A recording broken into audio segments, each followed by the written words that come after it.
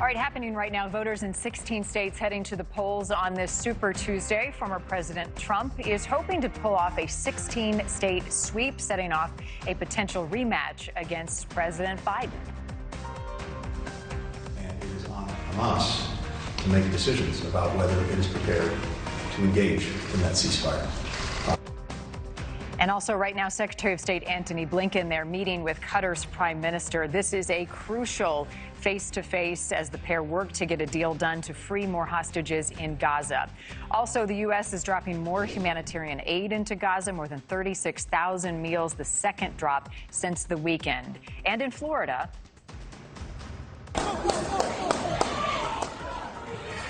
the city of Miami Beach says it has had it with rowdy spring breakers and violence, and they would rather people this year just stay home. All that straight ahead here on News Nation Live. First, though, 16 states, one U.S. territory, and one crucial decision for America. Who will clinch the nomination for both Republicans and Democrats in the race to become the president of the United States come November? At this hour, voters are making their voices heard as they head to the polls on this Super Tuesday. The results will start to come in later this evening, beginning in Iowa.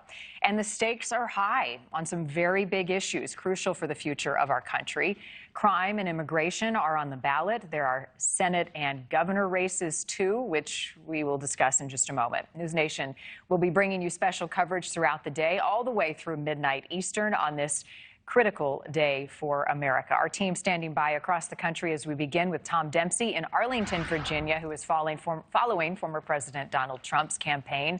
Tom, Trump already looking ahead to a 2020 rematch come November against Biden. Is tonight the night he makes that happen? What are we hearing? Yeah, absolutely. I mean, he's looking to obviously build on this sizable lead in delegates he has over challenger Nikki Haley right now, really hoping to continue that momentum here on Super Tuesday.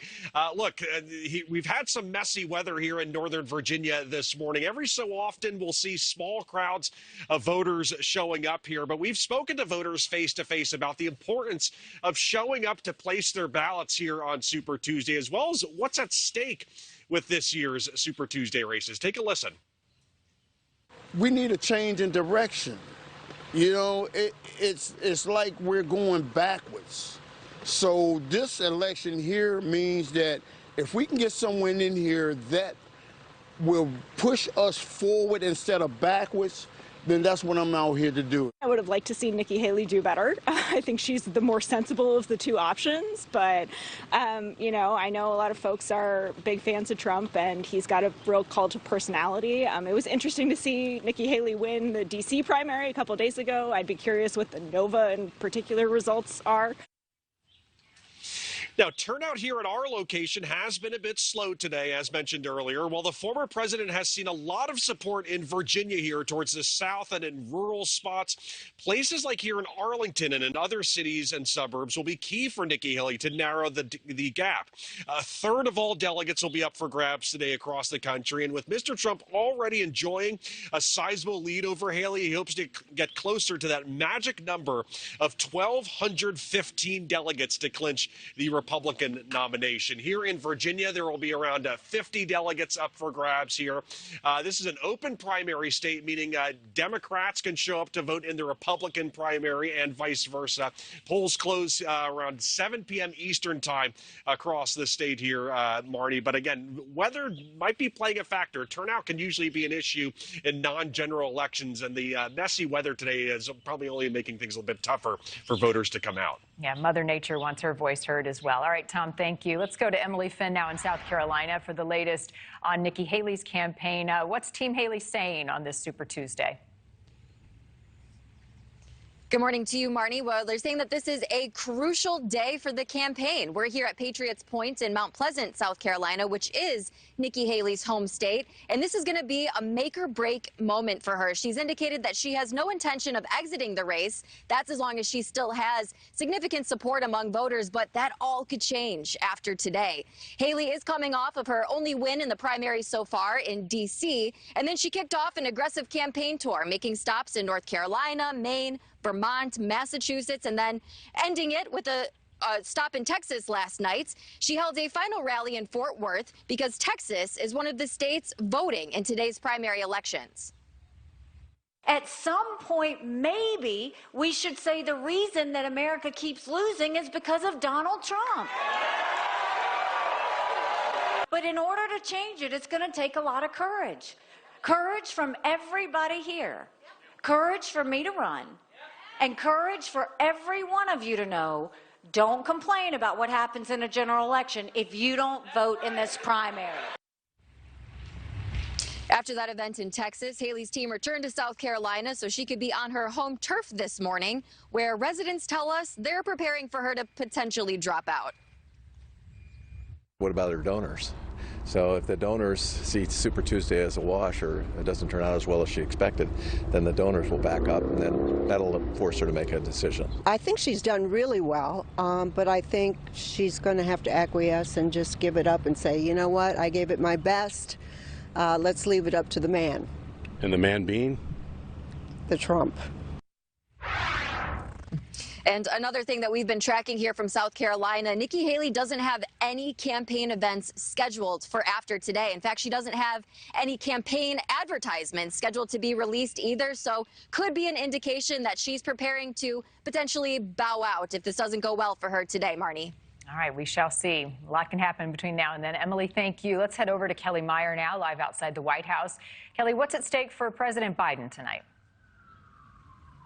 Well, President Joe Biden is already the presumptive Democratic nominee, and after tonight, he's likely to bring in more delegates, bringing him closer to clinching that nomination. We are likely to see President Biden and former President Trump get the numbers they need by this month, officially kicking the general election into full gear. But just because he's the presumptive Democratic nominee doesn't mean he doesn't have his own set of challenges. That includes what we might see from some voters today around the conflict in Gaza. More voters expected to protest Biden's support for Israel by casting their ballot today for uncommitted. And there's those ongoing concerns around his age and fitness to be president for another 4 years. Biden joking about that his doctors thought he looked too young when he had his appointment just last week. Now, here's what Biden's approval rating stands versus the other previous 3 presidents in their re-election years. President Biden's approval rating stands at 38%. You see there. Trump was 10 points higher than Biden around roughly the same time. Now we know President Biden also is preparing for his State of the Union address coming up this Thursday. That's where he's likely to lay out his agenda, what he is going to spend his time focusing on for the remainder of his time here in office. A lot of that focusing on issues for the Democrats like abortion, as well as keeping Trump out of the White House. And Biden is set to hit the road just after the State of the Union address, heading to Pennsylvania and to Georgia this weekend. We are told that Biden is going to be kicking his travel into full gear as this moves closer to the general election. And today marks 8 months until Election Day. So another sign we are getting closer and closer to that big day. Marnie. Indeed. All right, Kelly from the White House, thank you for that. Joining me now, Chief Washington Correspondent Blake Berman, moderator of The Hill. Blake, happy Super Tuesday to you. The big day is finally here. So is this Nikki Haley's final stand? Yes.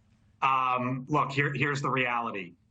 Only one thing matters, and that is on the Republican side getting to 1,215 delegates. Once you get there, you are the presumptive nominee, and you will be the nominee for the Republican Party. Right now, Donald Trump is at around 250. There's around 850 delegates in play tonight. If you just go off of what we've seen in the early states, what we've seen in the polls, Donald Trump tonight should be somewhere north of 1,000 delegates. Nikki Haley should be at around 100 delegates or so, give or take. That's basically game, set, match, Marnie. To give you a football analogy, it's almost like the fourth quarter game in which the score is 42-7 with a few minutes left. Everyone knows who's going to win. You just got to run out the clock because those are the rules. And as these votes start to come in tonight, and you see Trump closer and closer to 1215 and Nikki Haley nowhere near that, the question is going to be, when is she going to get out of the race? Mick Mulvaney on the Hill yesterday suggested that could come tomorrow. I talked to Jason Miller last night on the Hill. He's the senior advisor to President Trump. He thinks that they could get to 1215 potentially as soon as next Tuesday, by the latest 2 weeks from now. So for Nikki Haley, this very well, I mean, and to answer your question directly, yes, this is this is the last stand. And, as you talk about the money, that's an important factor because she raised $12 million last month. That is not a small amount. And so, Marnie, if you're Nikki Haley, you have to start gaming out what this looks like going forward. Do you want to, quite frankly, waste that money going forward? Or do you want to hold on to it for something down the line, politically or beyond? Yeah, it's a numbers game with votes being tallied and also with money being spent. I'm curious, Blake, how much will the results of today set the tone for this race between now and November, the next 8 months? So just think about the week, too, Marnie, because you got Super Tuesday tonight, and then what's going to happen on Thursday, the State of the Union address for President Biden. And when you talk to folks, it really seems as if this week will crystallize that this is a one-on-one race between Joe Biden and Donald Trump. Yes, we've talked about it. Yes, we've described them as the top two most likely. But when you see the results come in tonight, and then you fast forward 48 hours later and you see the President of the United States stand before the American people and give his State of the Union address, the thinking is that it will start to crystallize the belief that this is a one-on-one race. And sort of what Kelly alluded to there from the White House, expect the Biden campaign to be full go, full send at that point as it relates to putting the president out on the road, money, efforts, you name it. It is full go for them at that point in time, come Thursday night into Friday. Absolutely right. I mean, the results tonight will frame how he gives this speech, important speech before the country on Thursday. Meantime, there's a New York Times Siena College survey that has Trump ahead with 48% to Biden's 43%. This is among registered voters right now. To what do you attribute that as people go, all right, here we go, 2020 again? Look, Donald Trump, if you believe the polls, now granted, there's two different things, right? There's national polls and swing state polls. At the end of the day, Marty, this race will come down to those two on your screen and the 7 or 8 key swing states. If you're Donald Trump right now, you want to be up.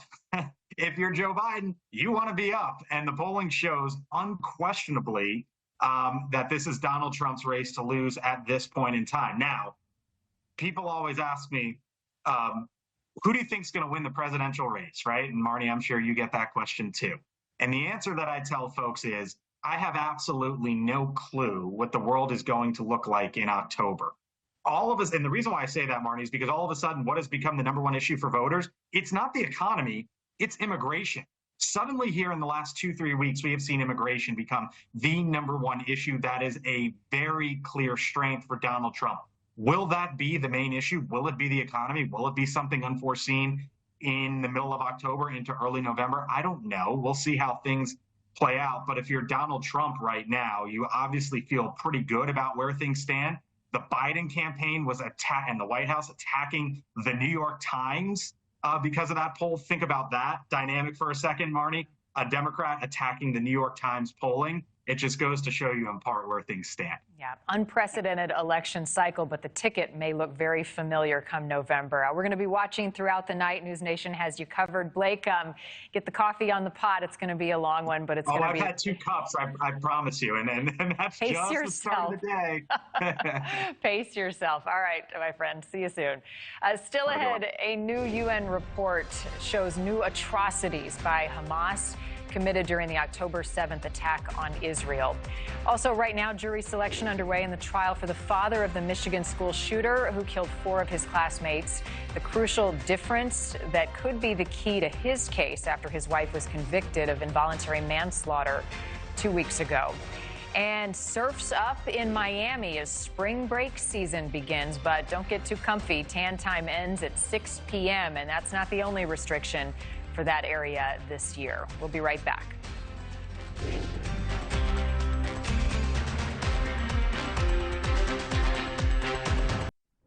With regard to the hostages taken to Gaza, we found clear and convincing information that sexual violence, including rape, sexualized torture, cruel, inhuman, and degrading treatment, has been committed against captives.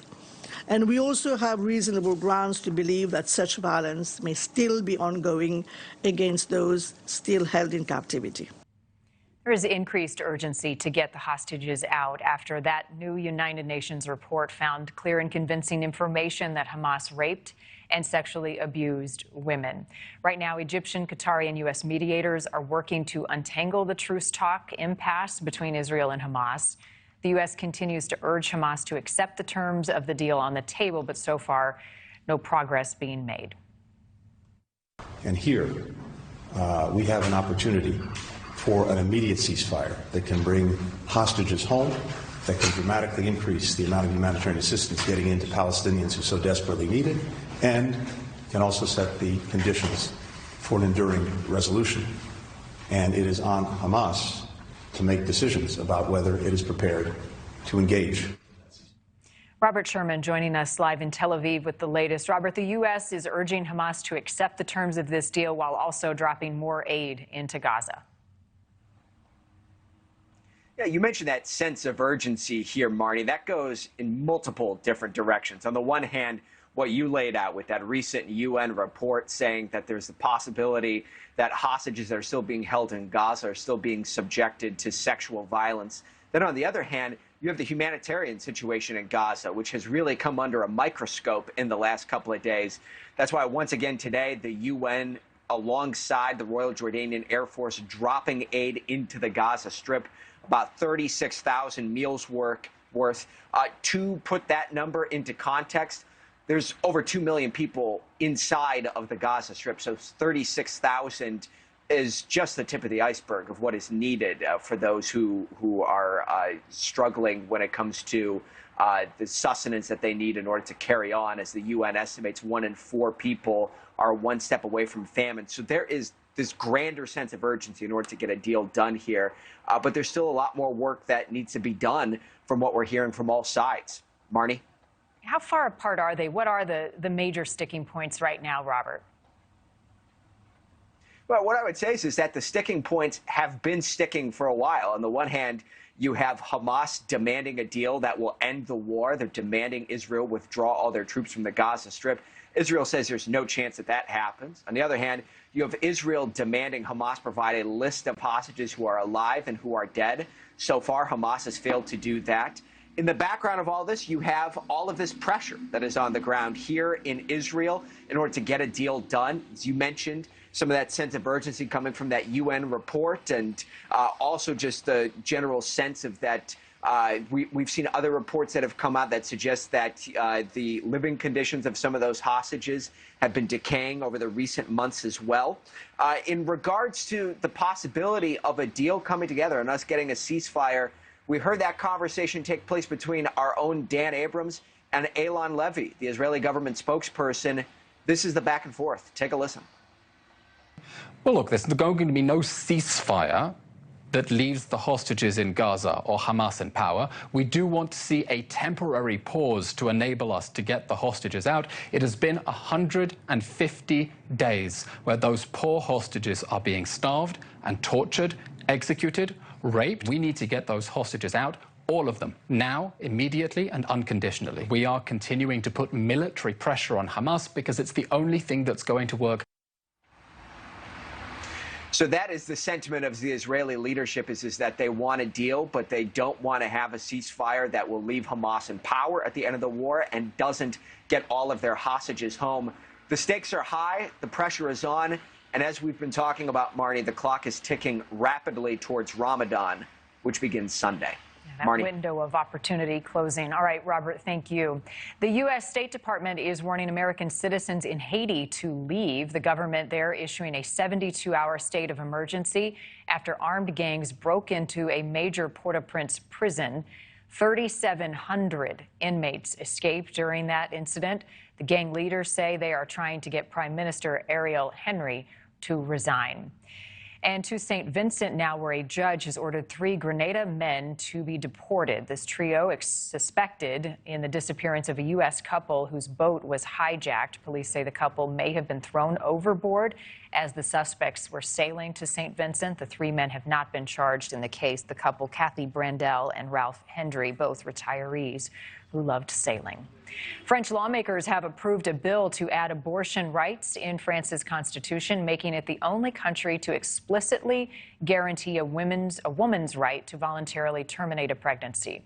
The historic move was proposed by President Emmanuel Macron as a way to prevent the kind of rollback of abortion rights seen in the U.S. in recent years.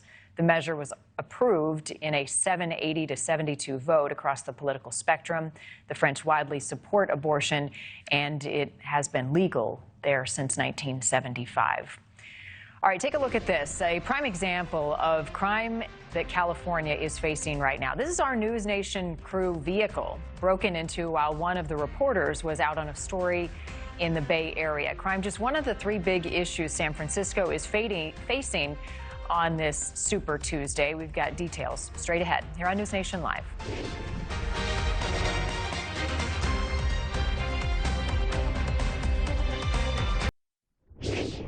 Well, today, a top issue for voters heading to the polls is crime. Really big issue, and it hits close to home for News Nation.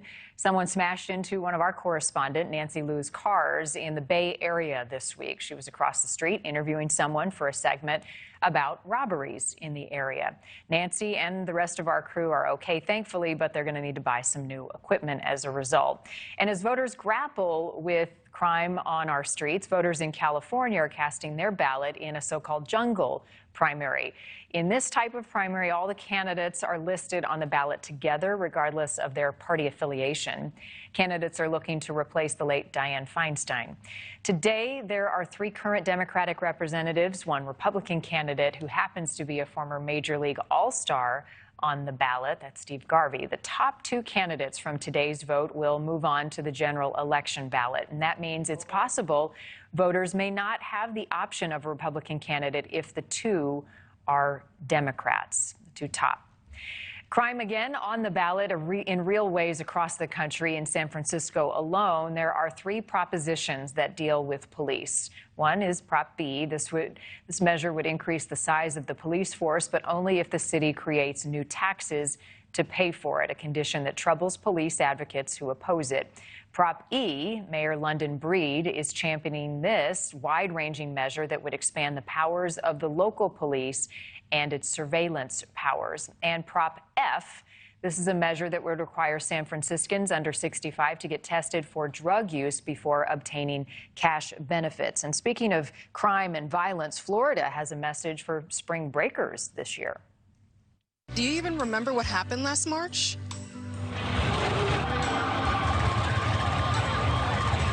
That was our breaking point, so we're breaking up with you. That's right. It's a breakup. The city of Miami Beach says it has had it with the rowdy spring breakers, and they would rather they just not come this year. And the message, a year after Miami Beach had to declare a state of emergency following 2 deadly shootings. The 3rd year of emergency measures we've seen there, and some residents, businesses, and city officials are just fed up. They're done with the chaos. They say enough is enough. Governor DeSantis is spending the morning, in fact, speaking right now about public safety and spring breakers. What we don't welcome is criminal activity. What we don't welcome is mayhem and people that want to wreak havoc on our communities. And make no mistake about it, if you're coming here in order to enjoy Florida, enjoy to have a good time, fine. If you're coming for these other reasons, if you're committing crimes, causing havoc, you are going to pay the price. Xavier Walton joining us live from Miami Beach as they get ready for spring breakers. It sounds like behave or go home or spend your spring break behind bars, potentially. Yeah, the mayor, excuse me. Florida Governor Ron DeSantis not mincing words. The mayor of Miami Beach actually talking right now during the press conference at the Miami Convention Center, not far from where we are this morning in Miami Beach, but you heard it there, strong words. And this is what you're going to see, you know, as you come to Miami Beach, you're going to see signs like this before you even get to the beach. I mean, they are loud and clear. No open alcohol, no loud music, beach closed at 6 p.m. And you know what? From the mayor, also from Florida State Highway Patrol, and also the governor, they're trying to avoid scenes like this one.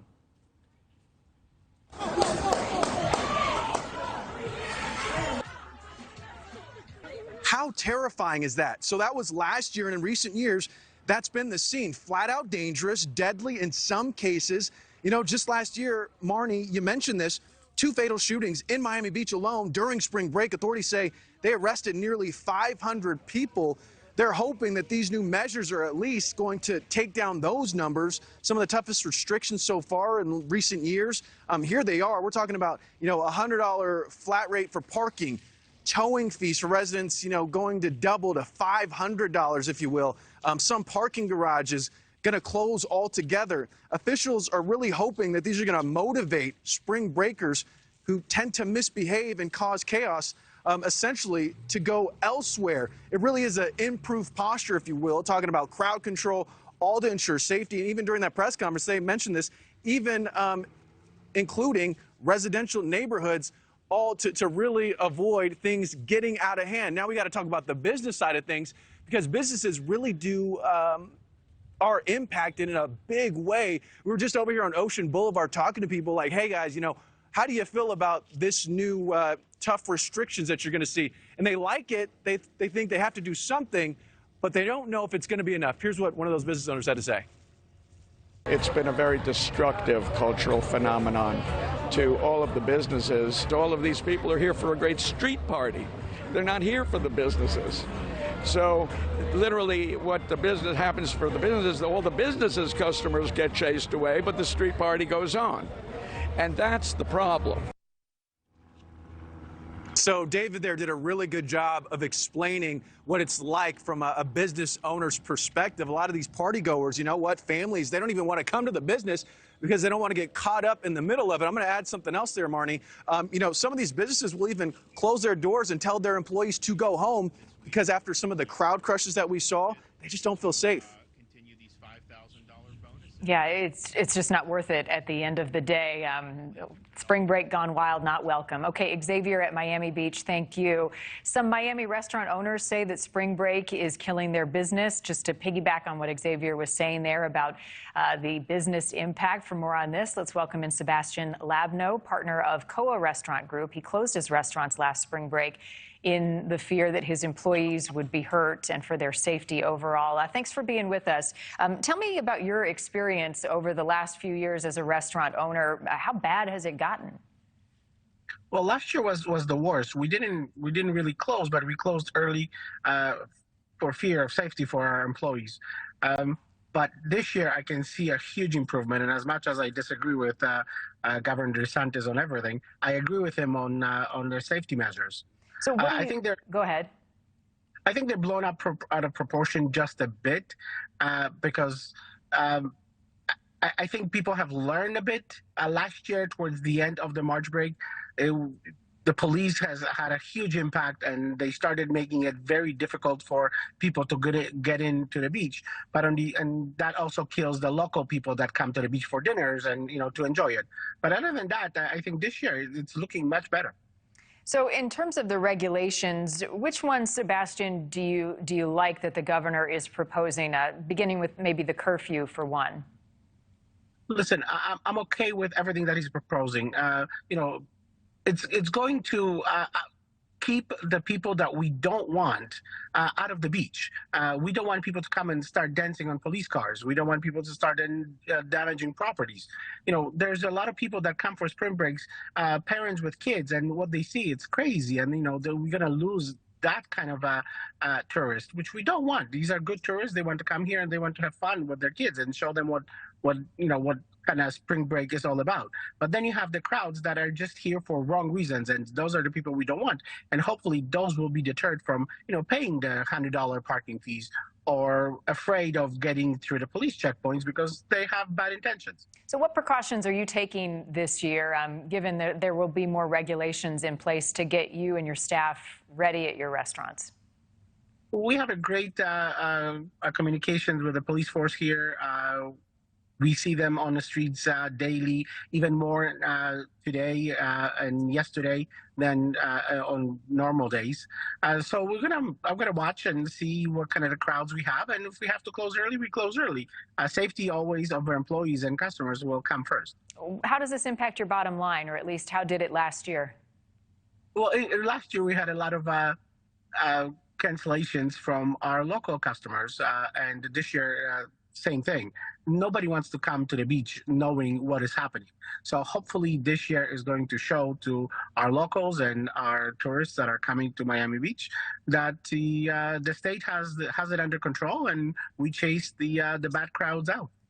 The video was a bit tongue-in-cheek, but the message was, we're breaking up with you, don't come to Miami Beach. What do you make of that video and now Fort Lauderdale opening its arms to spring breakers? Do you think that will have an impact on Miami? I love the video. I have mixed feelings about it because, like I said, our reservations have dipped for the rest of the week. Yeah. But I did love it. We are breaking up with bad crowds. Now I feel bad for Fort Lauderdale, and hopefully next year they'll take the same measures. All right. Well, I hope a happy, safe spring break for you and all the other business owners in Miami Beach. Sebastian Labneau, thanks for your time. Thank you. Take care. No more wild spring breaks. Not welcome. All right, right now, jury selection underway in the trial for the father of the Michigan school shooter who killed 4 of his classmates. Crucial difference in this case after his wife was convicted about 2 weeks ago. An update straight ahead.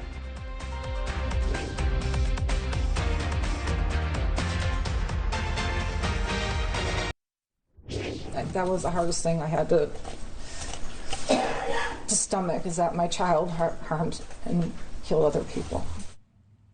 That was Jennifer Crumbly's testimony after she was convicted of 4 counts of involuntary manslaughter. Her son is the Oxford school shooter who killed 4 of his classmates in November of 2021. Ethan Crumbly, her son.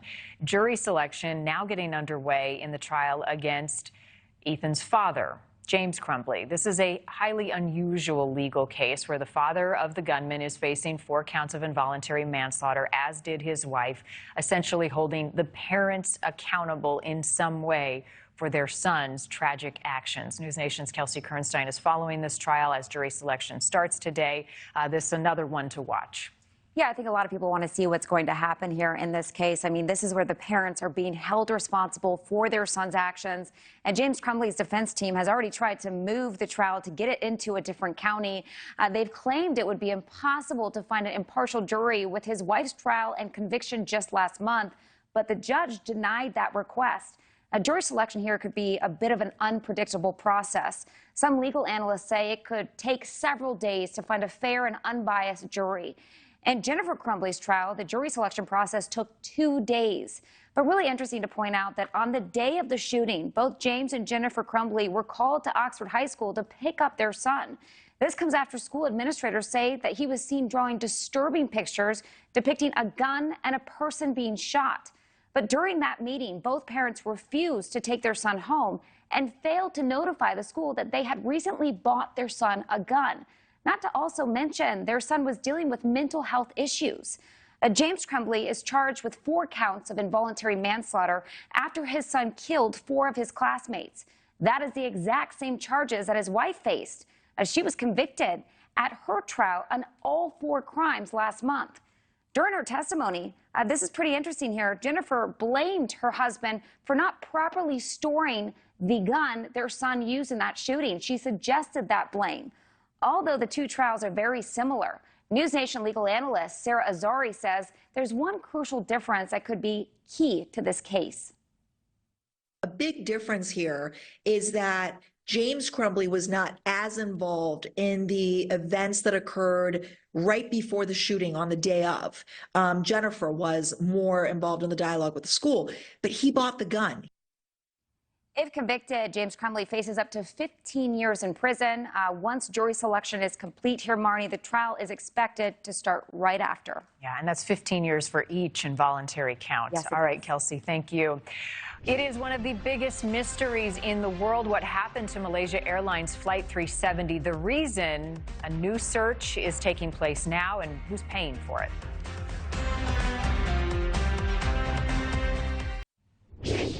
All right, we've got a bit of breaking news to share with you. Right now, we're monitoring this major industrial fire happening outside of Detroit. You can see the flames shooting into the sky. There's been several small explosions as well. I want to bring in Alex Capriello for an update in the very latest. Alex, what's going on here? Yeah, police are asking people to stay inside and stay sheltered. Fire crews have been able to get the massive blaze under control within the last few hours, but hundreds of explosions were reported Monday night, rocking a facility in the northern Detroit suburb. Let's take a look.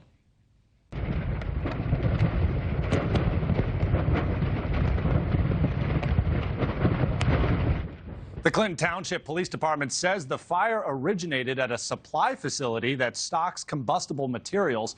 Residents in the neighborhood say the loud bangs went off for more than an hour. These flames could also be seen for miles. Authorities say some type of carbon dioxide or propane explosion went off at the facility, sending some debris a mile away. Officials aren't sure what's burning, and it prompted residents to stay indoors. We're learning one firefighter was injured during this incident, but is expected to be okay. All right, Alex, thank you. It was a routine flight that turned into a mystery, gaining international interest. It's been 10 years since Malaysia Airlines Flight 370 disappeared, 239 people on board. Now, a Texas-based robotics company, it's called Ocean Infinity, has proposed a new search saying that it has data on where the plane could be. Just want to recap this mystery for you and how it unfolded. Take a look at this timeline. The flight took off from Kuala Lumpur, heading to Beijing March 8th, 2014. And during the flight, the communication was cut off and the plane switched paths and disappeared. A week later, investigators expanded the search to the Indian Ocean. 2 weeks later, officials announced what they believed to be the crash site in a remote part of the Indian Ocean just southwest of Australia. Officials say it is unlikely that anyone on board would have survived. Then in April, officials detected pings, possibly from the flight recorder, but hope was quickly lost a few days later when the last signals were heard. In July, the first piece of debris was found on the French island of Reunion, and over the next year and a half, 24 more pieces of debris were found in Tanzania, Mozambique, South Africa, and Madagascar. 3 of the 27 pieces were positively identified as coming from Flight 370. The search for the flight was then called off in January 2017, and the final report on the disappearance was released in July of 2018, saying investigators could not determine why Flight 370 disappeared. A tragic day, and we still don't fully know why, but again, that Texas company renewing that search 10 years later. We'll see if it reveals any new clues. All right, the new docuseries on Wendy Williams and her diagnosis of dementia and aphasia still upsetting those who are close to her, many of them including talk show host and longtime friend Steve Wilkos, calling it an invasion of her privacy. He talked with my colleague Ashley Banfield on the Lifetime ratings record-setting series. So when I saw this documentary, you know, I think about myself over the past 17 years when I've had my own show and I struggled with things and had my own personal issues. And I can't imagine somebody would be having a camera and filming me when I was at my deepest lows and, you know, filming me at my weakest points in my life. I'm very blessed that I have a great wife and a family that I believe would protect me and never let that happen. Now I know Wendy's in a little different position because she has an appointed guardian. Who this person is, I have no idea. I don't know if anybody knows. But if you really care about a human, not even Wendy, if you care about a human being and you saw what was going on here, you would never allow this to air. Now, I got to imagine one reason why it airs because money. One's got to be a big overriding factor. Is that this Wendy's got a huge following. You see the ratings for this thing. Everybody tuned in to watch it. When I posted this about Wendy, millions of people commented on it. So I get that there's, you know, people want to know what's going on, Wendy, they're going to track. But let's have some decency. No woman, and again, I'm talking about Wendy, but no woman is going to want to see her wig being taken off, her medical conditions being shown, her feet in the condition that they are. If Wendy was in her right state of mind, I think she'd want to kill these people for doing this to her. It's just sad, and I think it's disgusting that the people that are what I don't understand is why her sister, who to me seems very caring, normal, loves her, why her or her brother can't step in and be the guardian. This is why I'm confused about. But obviously, a judge oversaw this, ruled that there needed to be an independent guardian. But I feel whoever that person is, they are doing a great disservice to Wendy Williams. I feel the same. This guardian is New York appointed. This is a state appointed guardian who, over the course of a year of filming, somehow allowed this to happen, somehow allowed Wendy Williams to be the executive producer on this, her son to be executive producer on this, her manager to be executive producer on this.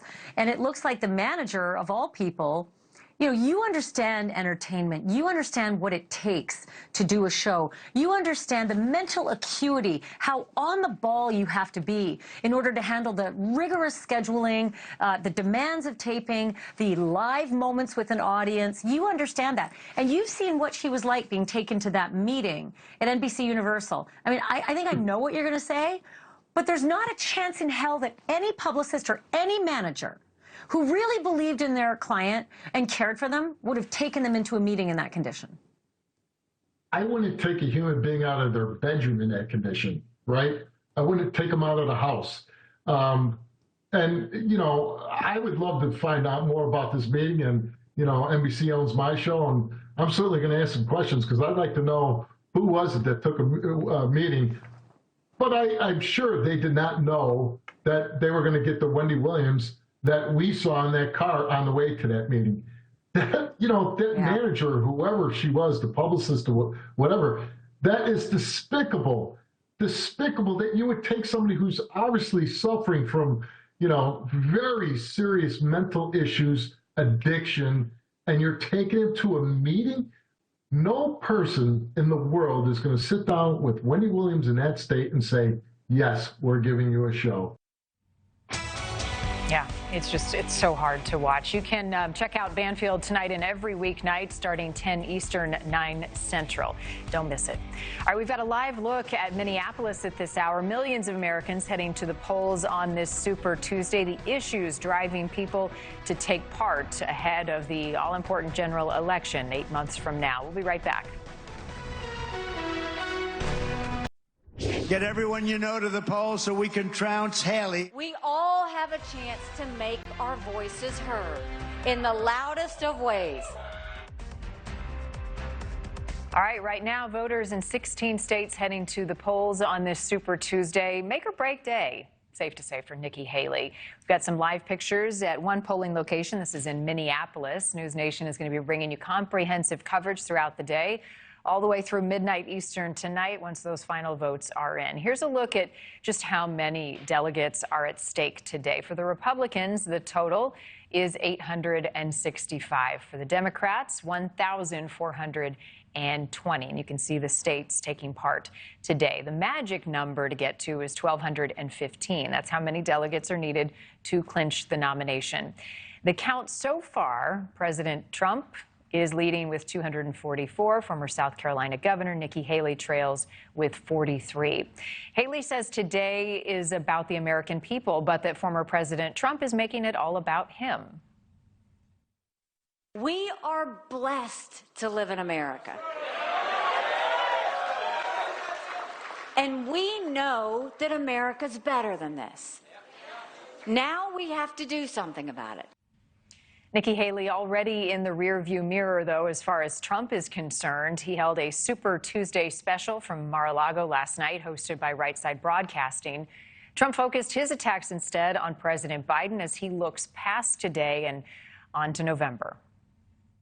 If you took the 10 worst presidents in the history of our country and you added them up, they have not done the damage that Joe Biden's done in his presidency. It's a disaster. Our News Nation team is spread out throughout the country to bring you the very latest, up-to-the-minute reporting throughout the day. We start with Tom Dempsey at the top of this hour covering the Trump campaign live from Arlington, Virginia. Tom, hello again. So as you talk to voters heading to vote today, what's on their mind? How are they feeling? A whole range of things. We've seen, Haley supporters, Trump supporters, Biden supporters here in Northern Virginia. The good news is this rainy weather is slowly starting to taper off, so we're starting to see a few more voters showing up at this polling location. For people who might at home might not be familiar with Arlington, Virginia, this sits just outside Washington, D.C., and this is just the type of area that Nikki Haley hopes to gather as much support as possible, the cities and the suburbs, because Mr. Trump has seen a lot of support, at least here in Virginia, in the southern part of the state and in more rural areas. Normally, I don't vote in these type of primaries, but I am so upset about what's going on in this country, and especially what they're doing to Trump. I don't care whether you support him or not, but nobody has the right to ostracize people because they don't like them. I'm going to work. Yeah, I'm on my way to work, so my wife got me out here. She wanted me to vote. Even if the weather wasn't nasty, like I say, I feel it's my obligation to vote. Now, turnout here at our location has been a bit slow today. While the former president has seen a lot of support in Virginia towards the south and in rural spots, like I said, places like here in Arlington and in other cities and suburbs will be key for Nikki Haley to narrow the gap. A third of all delegates will be up for grabs today across the country. And with Mr. Trump already enjoying a sizable lead over Haley, he hopes to get closer to that magic number that you were talking about, Marnie, of 1,215 delegates to clinch the Republican nomination. Here in Virginia, almost 50 delegates will be up for grabs. This is an open primary state, meaning that Democrats can vote in the Republican primary and vice versa. It's up to their choosing, really. Polls will be closing at 7 p.m. Eastern time here in Virginia. Again, turnout's been a little slow, but maybe we'll see that pick up just a little bit with the rain tapering off a tad, Marnie. Yeah, people getting closer to the lunch break, taking advantage of that. Okay, Tom, thank you. Let's go now to Emily Finn for the latest on Nikki Haley's campaign. She is in South Carolina. The theme today seems to be go big or go home, right? If Nikki Haley doesn't perform well, she just doesn't have the numbers to stay in. How is her campaign combating that narrative? Well, go big or go home definitely does seem to be the theme of the day here, Marnie. We are here at Patriots Point in Mount Pleasant, South Carolina, Nikki Haley's home state for this crucial make-or-break moment for her campaign. She's indicated that she has no intention of dropping out of the race. That's as long as she still has support among voters, but that all could change after today. She's coming off of her only primary win so far. That was in D.C., and she kicked off an aggressive campaign tour, making stops in North Carolina, Maine, Vermont, and Massachusetts, then ending the string of events in Texas last night. She held a final rally in Fort Worth because Texas is one of the states voting in today's primary elections. At some point, maybe we should say the reason that America keeps losing is because of Donald Trump. But in order to change it, it's going to take a lot of courage. Courage from everybody here. Courage for me to run. And courage for every one of you to know, don't complain about what happens in a general election if you don't vote in this primary. After that event in Texas wrapped up, Haley's team returned to South Carolina so she could be on her home turf this morning. But residents tell us that they're preparing for her to potentially drop out. What about her donors? So if the donors see Super Tuesday as a wash or it doesn't turn out as well as she expected, then the donors will back up and then that'll force her to make a decision. I think she's done really well, but I think she's going to have to acquiesce and just give it up and say, you know what, I gave it my best. Let's leave it up to the man. And the man being? The Trump. And something that we're tracking here in South Carolina with Nikki Haley's team, they don't have any events planned after Super Tuesday, after today. In fact, they don't have any campaign ads that they're scheduled to release either. So those could be some indications that the Haley team is getting preparations together to potentially bow out here, Marnie. Yeah, could be very telling. Okay, Emily, thank you. Super Tuesday is a tradition that dates back decades, so crucial because it has the most states voting at the same time and the most delegates up for grabs in the nominating calendar. Take a look at this, kind of historically speaking. Since 1988, every candidate who won a majority of the states on Super Tuesday has gone on to then win the nomination, beginning with George H.W. Bush. And as history shows, you can't win the nomination without winning Super Tuesday. Dr. Barbara Perry joining us now. She's the Director of Presidential Studies and co-chair of the Presidential Oral History Program at the University of Virginia, and our expert on all things presidential history. Great to see you, Barbara, as always. How did the tradition of Super Tuesday start to begin with? Oh, good to see you, Marnie. It starts back in the 70s after the really disastrous 1968 convention for the Democrats in Chicago, when there was rioting in the streets because young people and people who opposed the Vietnam War particularly were upset that an establishment candidate, Hubert Humphrey, was going to get the nomination. So the party switched to mostly primaries and caucuses to choose the nominee. That produced George McGovern in 1972, pretty liberal, and he lost in a landslide to Richard Nixon. So beginning in 1976, the Democratic Party thought we need to somehow balance out the perhaps the more liberal wing of the party, and particularly in the South, thought let's have almost like a regional primary, and we'll gather together many of the southern states, at least for the Democrats, to hold their primaries on one day, usually first part of March, on a Tuesday, and we'll call it Super Tuesday, not long after the Super Bowl. We'll have an impact in our more moderate approach to Democratic, big D, Democratic Party politics. So that's the beginning of it, and the Republicans joined suit, and here we are today. Yep. And for the Republicans today, Nikki Haley is the underdog. How often in these contests, historically speaking, has there been an upset on a Super Tuesday, a surprise? Oh, I would say pretty rarely, but sometimes the candidate who ends up winning, we saw obviously the Republicans, but somebody like Bill Clinton in 1992, who wasn't necessarily a shoo-in, particularly given some of the issues people already knew about in his personal life. But because he was from Arkansas, a southern state, southern governor, he was able to sew up the race in 1992. And then I would say someone like Barack Obama, who couldn't sew up the race as of March, and it went all the way to June in his contest with Hillary Clinton in 2008.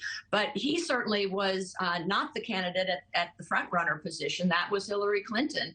And by doing well on Super Tuesday, he eventually was able to garner the nomination for the Democratic Party in 2008. We often, Barbara, look, I know you do, as history, our guide in understanding how things work. But this is such an unprecedented situation that we find ourselves in. Certainly, if Donald Trump secures the nomination moving forward, a potential rematch of two presidents come November. Has anything like this or close to it ever happened?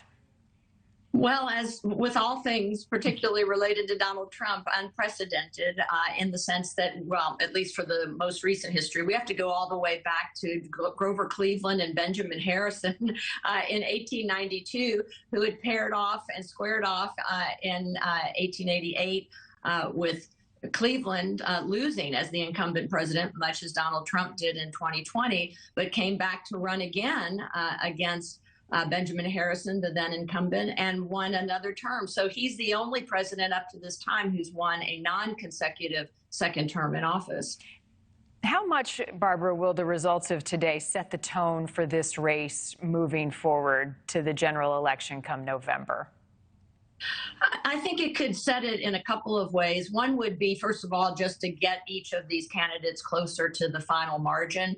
In fact, as of next week, if there is a sweep, as we presume that Donald Trump will have, along with Joe Biden, at least in terms of the delegates needed that you posted a bit earlier, Donald Trump could sew up the nomination as early as next week. So one of the elements of that is how nice for both of these candidates that here we are just in the early part of March, and they already pretty well know that they will be at the top of the ticket. So they don't have to stretch things out, get more money, and dilute themselves, as in the case of Jimmy Carter in 1980, having to try to beat back a challenge from Ted Kennedy.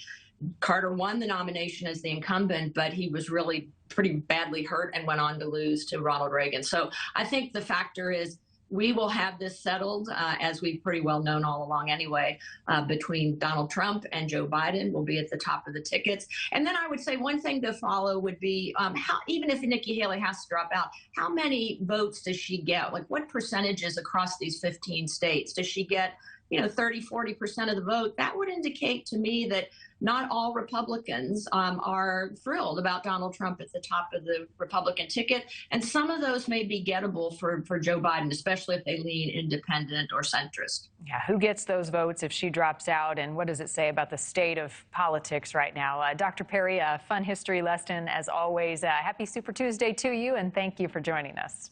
Thank you, Marnie. All right, we've got some new developments in the race to become the next Senate minority leader. Wyoming Republican John Barrasso says that he won't pursue the role, but instead will run for minority whip. Barrasso was one of the three Johns, along with Senators Thune and Cornyn, considered front-runners to succeed Senator Mitch McConnell. Barrasso was considered a major ally for former President Trump. If he were to have succeeded McConnell, again, he won't, it would have signaled a shift in the Republican Senate. McConnell announced last week that he would step down after the election in November.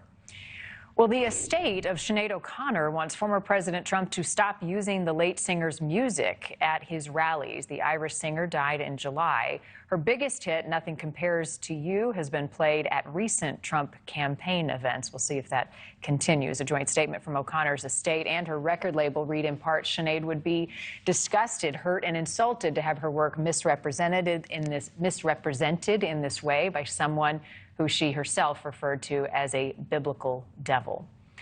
Adele, Steven Tyler, and the Beatles, all along with Bruce Springsteen, are among a slew of other artists who have demanded Trump quit using their music at his events. Eagle Pass, Texas, with its population of about 30,000, has become a key area for the presidential election. We're going to take you live there as both Republicans and Democrats in the border towns head to the polls with immigration and border security firmly on Americans' minds. Plus, a new UN report suggests further atrocities by Hamas carried out on October the 7th. And right now, Texas firefighters battling those wildfires, not letting up. Signs of progress as those impacted begin to file lawsuits in that state.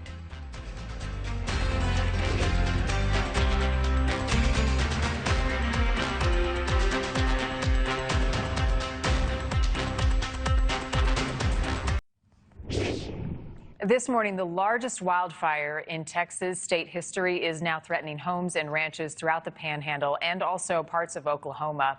2 people have died. Countless livestock have been lost. The governor of Texas is set to return to the hardest hit areas later on this morning as homeowners and ranchers begin the recovery process. He is scheduled to hold a news conference at 11:30, that's Central Time. So far, the Smokehouse Creek fire has burned more than 1 million acres. It is one of the largest fires in American history. Let's go to Stephanie Haynes now. She's been following this for days. She's live in Pampa, Texas, near where one of those fires continues to rage. Stephanie, a lot of people helping out each other, big hearts in Texas, just like everything else. Yeah, a lot of big hearts this morning, Marnie, and that is something that we expect that the governor will certainly discuss when he comes here in just a little over an hour or so, just to discuss the wildfire efforts and the community helping community. One of the things I really want to highlight is these donations of hay bales. We captured, our cameras were rolling as we captured people coming from all over, dropping off these bales of hay, all to really help out these ranchers who have been particularly impacted by the fires in the Panhandle. About 85% of the state's cattle comes from this area.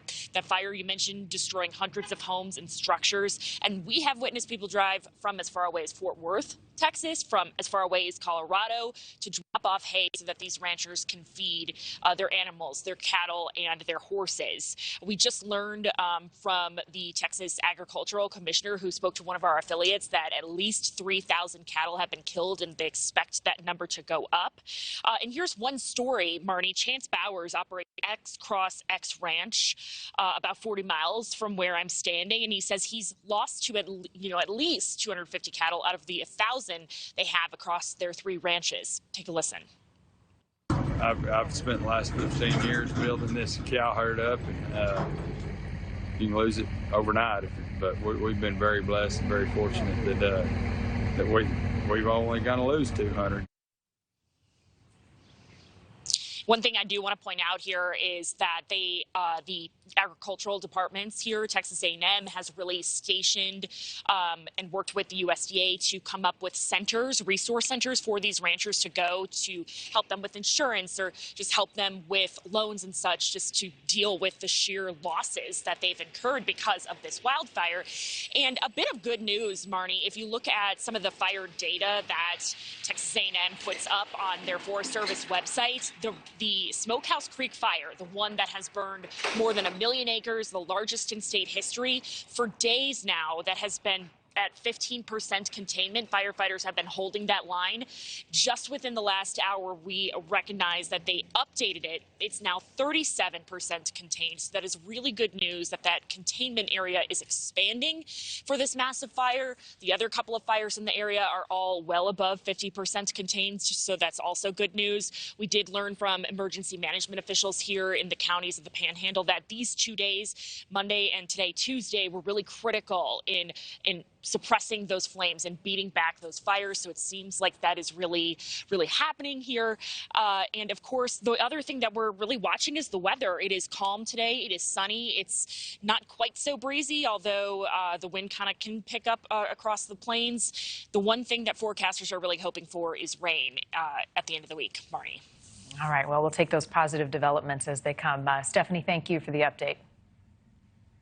The president has been an extraordinary leader in getting us to this point that we have this 6-week deal. And so Hamas needs to do its thing. Far too many Palestinian civilians, innocent civilians, have been killed. We need to get more aid in. We need to get the hostages out. We're in a window of time right now where we can actually get a hostage deal done. We all want this conflict to end as soon as possible. It's essential to see a temporary ceasefire as part of this hostage deal. We call on Hamas to accept the terms that are on the table right now. We are less than a week from the holy month of Ramadan, and Hamas is waiting to escalate during this month because it's the month of jihad, and this is going to ignite a hellfire. Right now, Egyptian, Qatari, and U.S. mediators are working to untangle the truce talk impasse that's happening between Israel and Hamas. The U.S. also continuing to urge Hamas to accept the terms of the deal on the table. So far, no progress on that. Negotiations have some new urgency as well as we learn more about Hamas's sexual crimes against Israelis. An impending ground invasion of Rafah resumes, and Ramadan, as you just heard there, begins March 10th. There's a new United Nations report that found clear and convincing information that Hamas raped and sexually abused women during the October 7th terror attacks in Israel. And even more troubling than that is the UN says it has reason to believe this sexual violence is continuing against the women who remain in captivity in Gaza. Robert Sherman is joining us now from Tel Aviv with the very latest on all of this. Let's begin with the aid being dropped in Gaza and the humanitarian concerns. Robert. Yeah, just another element of that sense of urgency that you spoke of there, Marnie, that UN report being one aspect here to get the Israeli hostages out. But then there's also the issue of getting aid in and believing a ceasefire is going to be the best way to do that. Today, the UN and the Royal Jordanian Air Force dropping in 36,000 meals into the Gaza Strip. Again, to put that number into context, 36,000 meals for a population of more than 2 million in Gaza, really just the tip of the iceberg here. But there are broader concerns that 1 in 4 Gazans are one step from famine, according to the UN. So that's why you see these operations that are taking place here. And this has certainly been put under a microscope ever since you had that aid convoy incident last week in which dozens of Palestinians died after they rushed that convoy of aid coming into Gaza. Our own Dan Abrams pressing the Israeli government on exactly how more aid will be able to get into the Gaza Strip. This is what Eylon Levy had to say. Take a listen. Israel has excess capacity at its crossings to get aid into Gaza. Just yesterday, we had a record number of trucks entering Gaza, 277 trucks. That's on top of 250,000 tons of aid entering Gaza. The problem isn't getting aid into Gaza. It's distributing it. The problem is that the UN has been struggling to distribute aid at the pace that Israel is getting it in.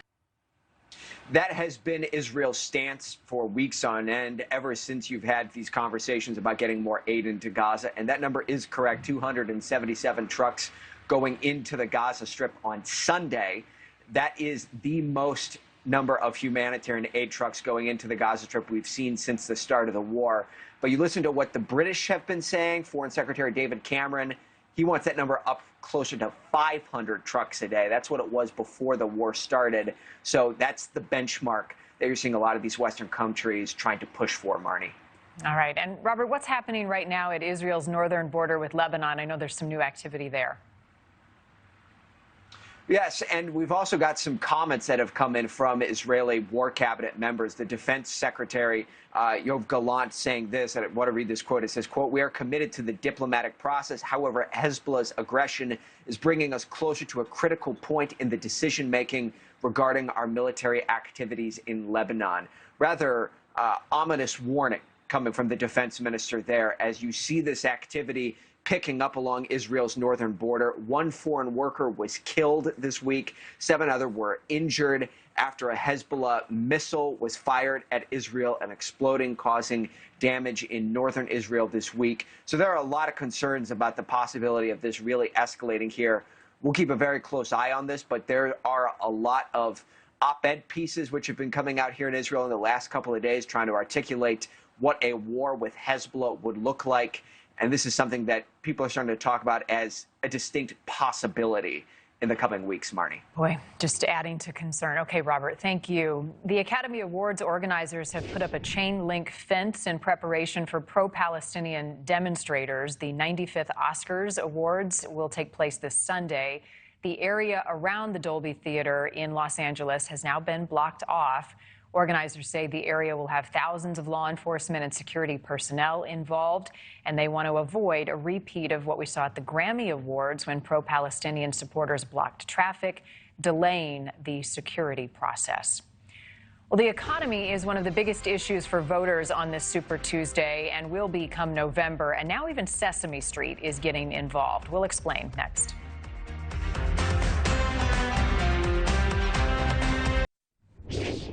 The border and the migrant crisis are top of mind for voters on this all-important Super Tuesday, and that is in part because Texas has transported 104,000 migrants to sanctuary cities from coast to coast. Places like New York and Chicago, Denver, seeing the highest influx and now scrambling to house those migrants. NewsNation's Jorge Ventura joining us live in Eagle Pass, Texas with the latest there. And no matter where you live, Jorge, in the U.S., the migrant issue is hitting close to home. We're seeing it on our streets. How is the immigration debate playing out with voters who live along the border right now?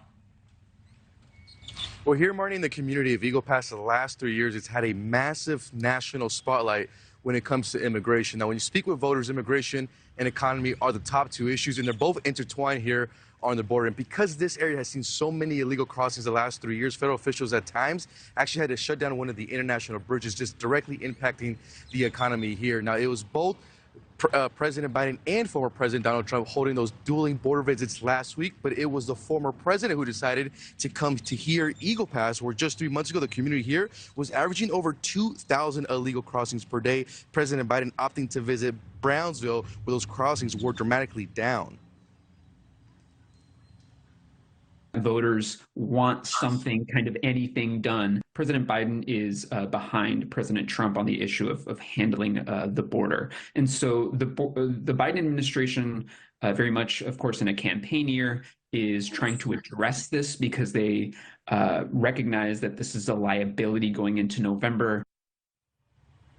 The Latino vote will be crucial for both candidates in the 23rd Congressional District, which stretches across hundreds of miles with our border with Mexico. It's a majority Latino district and a hard-fought battleground for both Republicans and Democrats, which includes Eagle Pass, and taxpayers are closely watching. Local law enforcement telling News Nation that migrant-related issues are impacting their response times, and the Eagle Pass Fire Department also telling News Nation that they have over $500,000 in losses just from responding to injured migrants on the border. And the primary election here could also prove very consequential for the Texas legislature, where Mr. Trump has issued very pointed endorsements. And so far, Marnie, we've been speaking with voters who say that back in 2020, they voted for President Biden and so far have been disappointed in him reacting to the migrant surge. That says they say that's something that's going to be on the top of their minds. And also we spoke to the former sheriff who he says he's a Democrat, voted for Biden, but also says that the president just hasn't even reached out to any local law enforcement when it comes to dealing with the migrant surge, who he says is going to impact the Democratic base here in Eagle Pass. Marnie. Yeah, there is just a disconnect through that process. So, Jorge, thank you. The economy also top of mind for voters right now. High prices are hurting everyday Americans from Main Street to Sesame Street.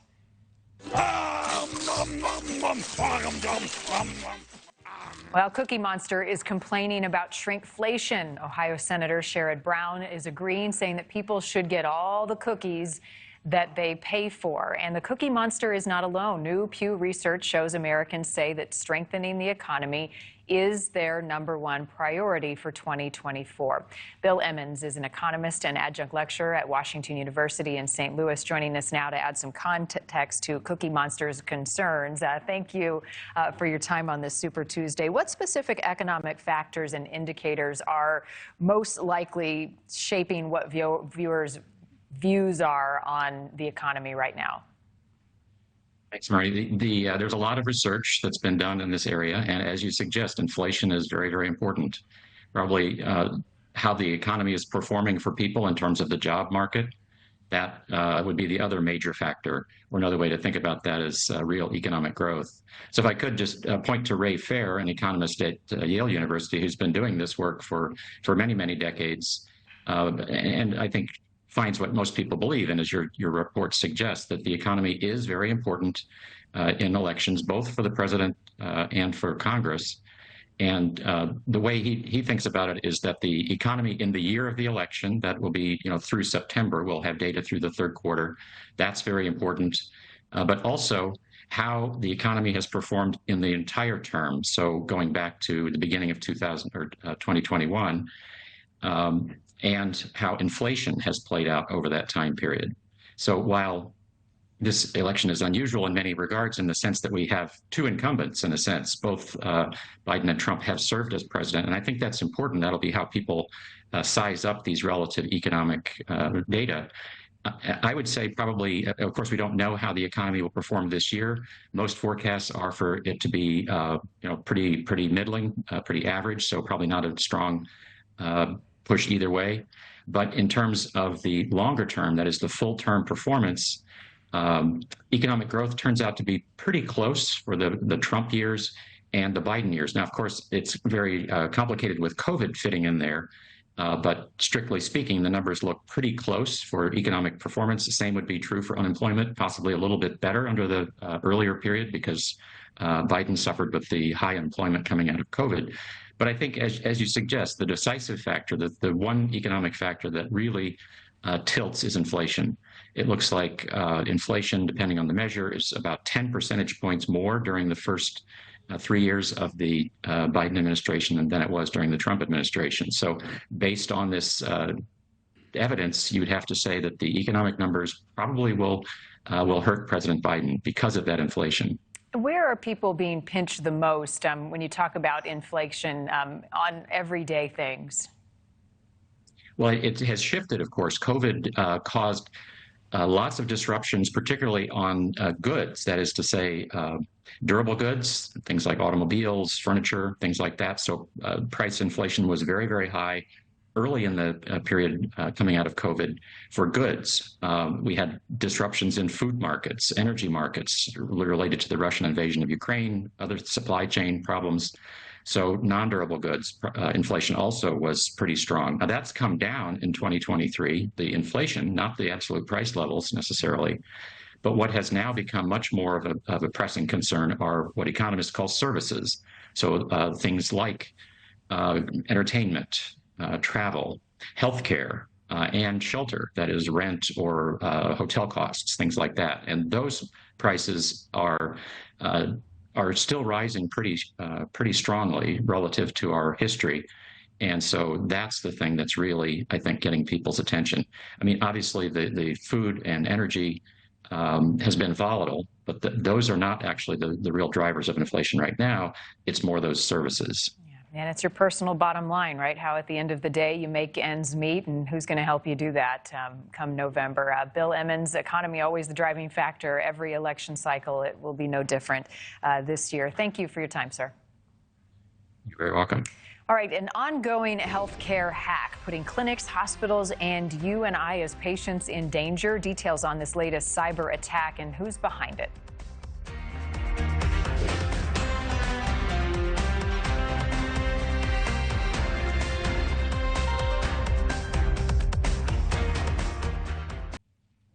All right, if you are having some trouble right now signing in to your social media accounts, you are not alone. Meta's social media platforms apparently are not working. Let's go to Alex Capriello in the newsroom. I just tried on Instagram and I thought, why isn't that refreshing? What's the deal? I know we all are. We're learning there have been more than 300,000 reports of outages since this morning. Facebook, Facebook Messenger, Instagram, and Threads have all been impacted after the huge outage at parent company Meta. Many users are unable to load the apps, running into the failure to load error pages or being logged out altogether. Keep in mind, if you have failed to log in with your password, it may not be you, it's just the platform. Tracking website Down detectors showed the problems could be worldwide. Meta says it's aware of this problem. They're having trouble accessing the services, and they're working on a fix right now. Well, no hurry. I actually don't mind if it's down for a little bit, right? Gives us something else to do. Thanks, Alex. Okay, medical practices across the country are struggling to stay financially afloat after a massive cyber attack on a major healthcare tech company. A February 21st attack on Change Healthcare shut down the reimbursement systems for doctors' offices, piling a lot of pressure on small practices, for example, that rely on steady cash flow to survive. It also made administrative tasks more difficult and prompted fears of doctor and patient information breaches, right? That's scary. Ransomware group Black Cat has claimed responsibility for the latest attack, saying it took 6 terabytes of data, including medical records and patient information. The American Medical Association is sending out a letter to the Department of Health and Human Services in demanding action. It says, in part, we ask the department to use all its available authorities to ensure that physician practices can continue to function and patients can continue to receive the care they need. Here to talk more about it and the impacts of these cyber attacks on our healthcare system, Dr. Jesse Ehrenfeld, president of the American Medical Association. Doctor, thank you for being with us. What have these attacks revealed about the vulnerabilities of our healthcare system as a whole already? Well, unfortunately, the massive consolidation that's happened, Change Healthcare, owned by United Healthcare, they touch about half of every medical claim in the nation, has been incredibly disruptive. We have seen claims just ground to a halt. Practices, hospitals, facilities can't submit claims. They're not getting reimbursed. We can't do eligibility checks to understand if patients have covered services through their healthcare plans, and it has just had a profound impact on day-to-day practice operations that has severely hampered our ability to care for patients. What are some of the horror stories that you have heard directly impacting facilities that have either had to close or patients whose information has been exposed? Well, I tell you, I'm an anesthesiologist. I was in the operating room yesterday. One of my patients had their surgery canceled because they couldn't get prior authorization approval because of part of this incident. For 5 days, my healthcare system couldn't fill prescriptions. So patients leaving the hospital couldn't go down to the pharmacy and get their medications because of these challenges around eligibility checks.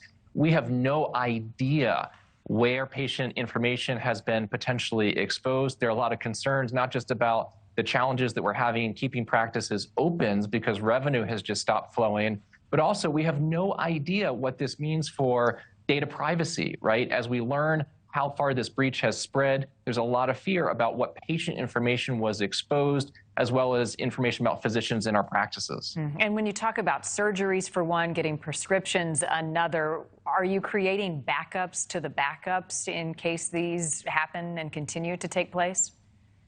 So, there are some practices that have resorted back to paper, trying to file paper claims with the federal government to get reimbursement through Medicare, Medicaid.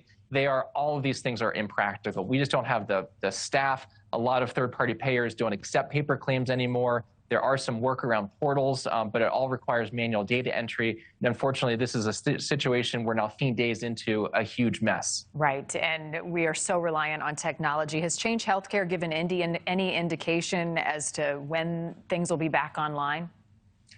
No, and unfortunately, the company has not been particularly communicative about the scale and scope of what's going on, and that's why we reached out to HHS. We sent a letter. We're in conversation with HHS, asking them to use any ability that they have to make sure that practices can continue to function and patients get the care that they need. Do you believe that the federal government is doing enough to partner with our healthcare system to prevent these types of things from continuing to happen? Well, certainly, I think the consolidation and the exposure of one link in the system, it's easy to see what's happened here. And we need to make sure that we have redundancy. And obviously, having choice in the marketplace is an important function that we need to make sure that the federal government takes a look at once we get through this acute crisis. Yeah, a crisis at hand and a vulnerability exposed for all of us. Dr. Ehrenfeld, thank you for your time today. I hope this fix comes soon. Thanks, as we're all impacted. All right, former executives of Twitter have filed a lawsuit against Elon Musk. Coming up after the break, what they're demanding from the platform's new CEO.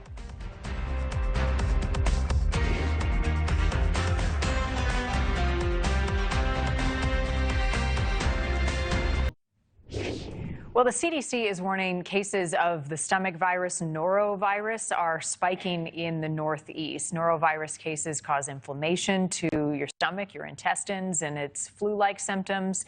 They can begin anywhere from 12 to 48 hours after you're exposed. The virus can still spread even after you get better, which usually takes 1 to 3 days. The advice from doctors to protect yourself: wash your hands often, wash your produce, cook shellfish thoroughly.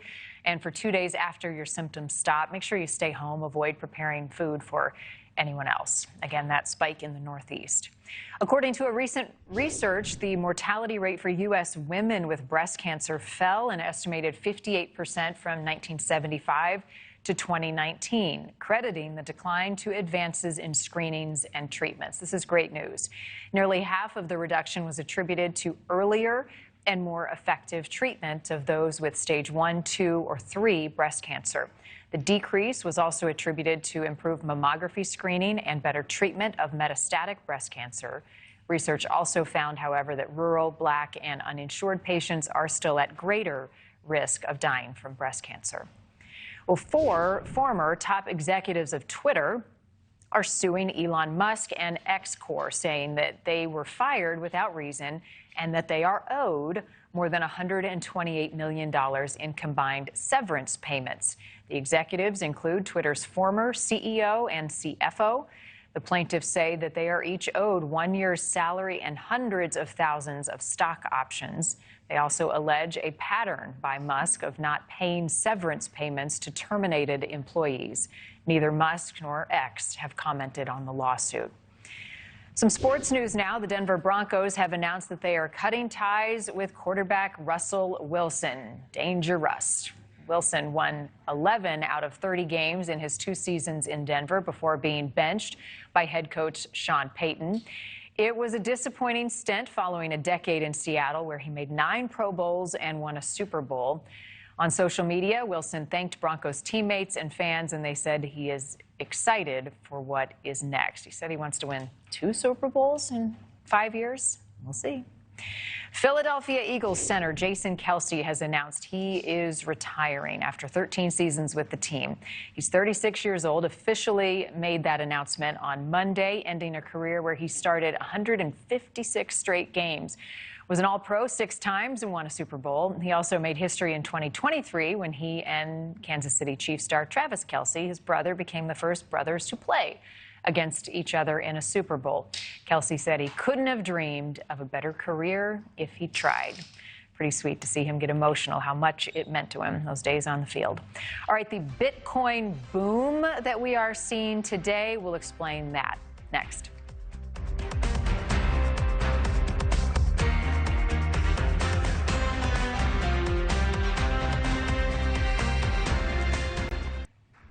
All right, some Bitcoin news. Reaches a new all-time high for the first time in more than 2 years. Coinmetrics say the price of the cryptocurrency topped more than $69,000 this morning before going down. Bitcoin hit its last record high of more than $68,000, which was November of 2021, just a year before the catastrophic failure of FTX. I still don't know what Bitcoin is.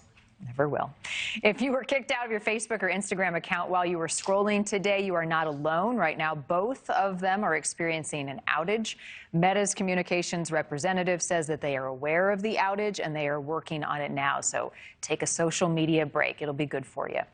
And Taylor Swift makes a rare political push on social media. She told her 282 million Instagram followers to vote on this Super Tuesday, saying, quote, "I want to remind you guys to vote the people who represent you into power." We'll see what kind of impact that has later on tonight. I'm Marnie Hughes. That does it for News Nation Live. Thank you, as always, for joining us. Adrienne Bankert is in for Nicole. Hi, Adrienne. Hi, good to see you. And News Nation continues right now. It's Super Tuesday. We need a change in direction. You know, it's like we're going backwards. 15 states, 4 major issues, and 3 political rivals. Only 2 will make the cut in the race to the White House. Get everyone you know to the polls so we can trounce Haley. We can't be a country in disarray and a world on fire and go through 4 more years of chaos. Remember who the heck we work for. We work for the American people, not the Democratic Party, the Republican Party.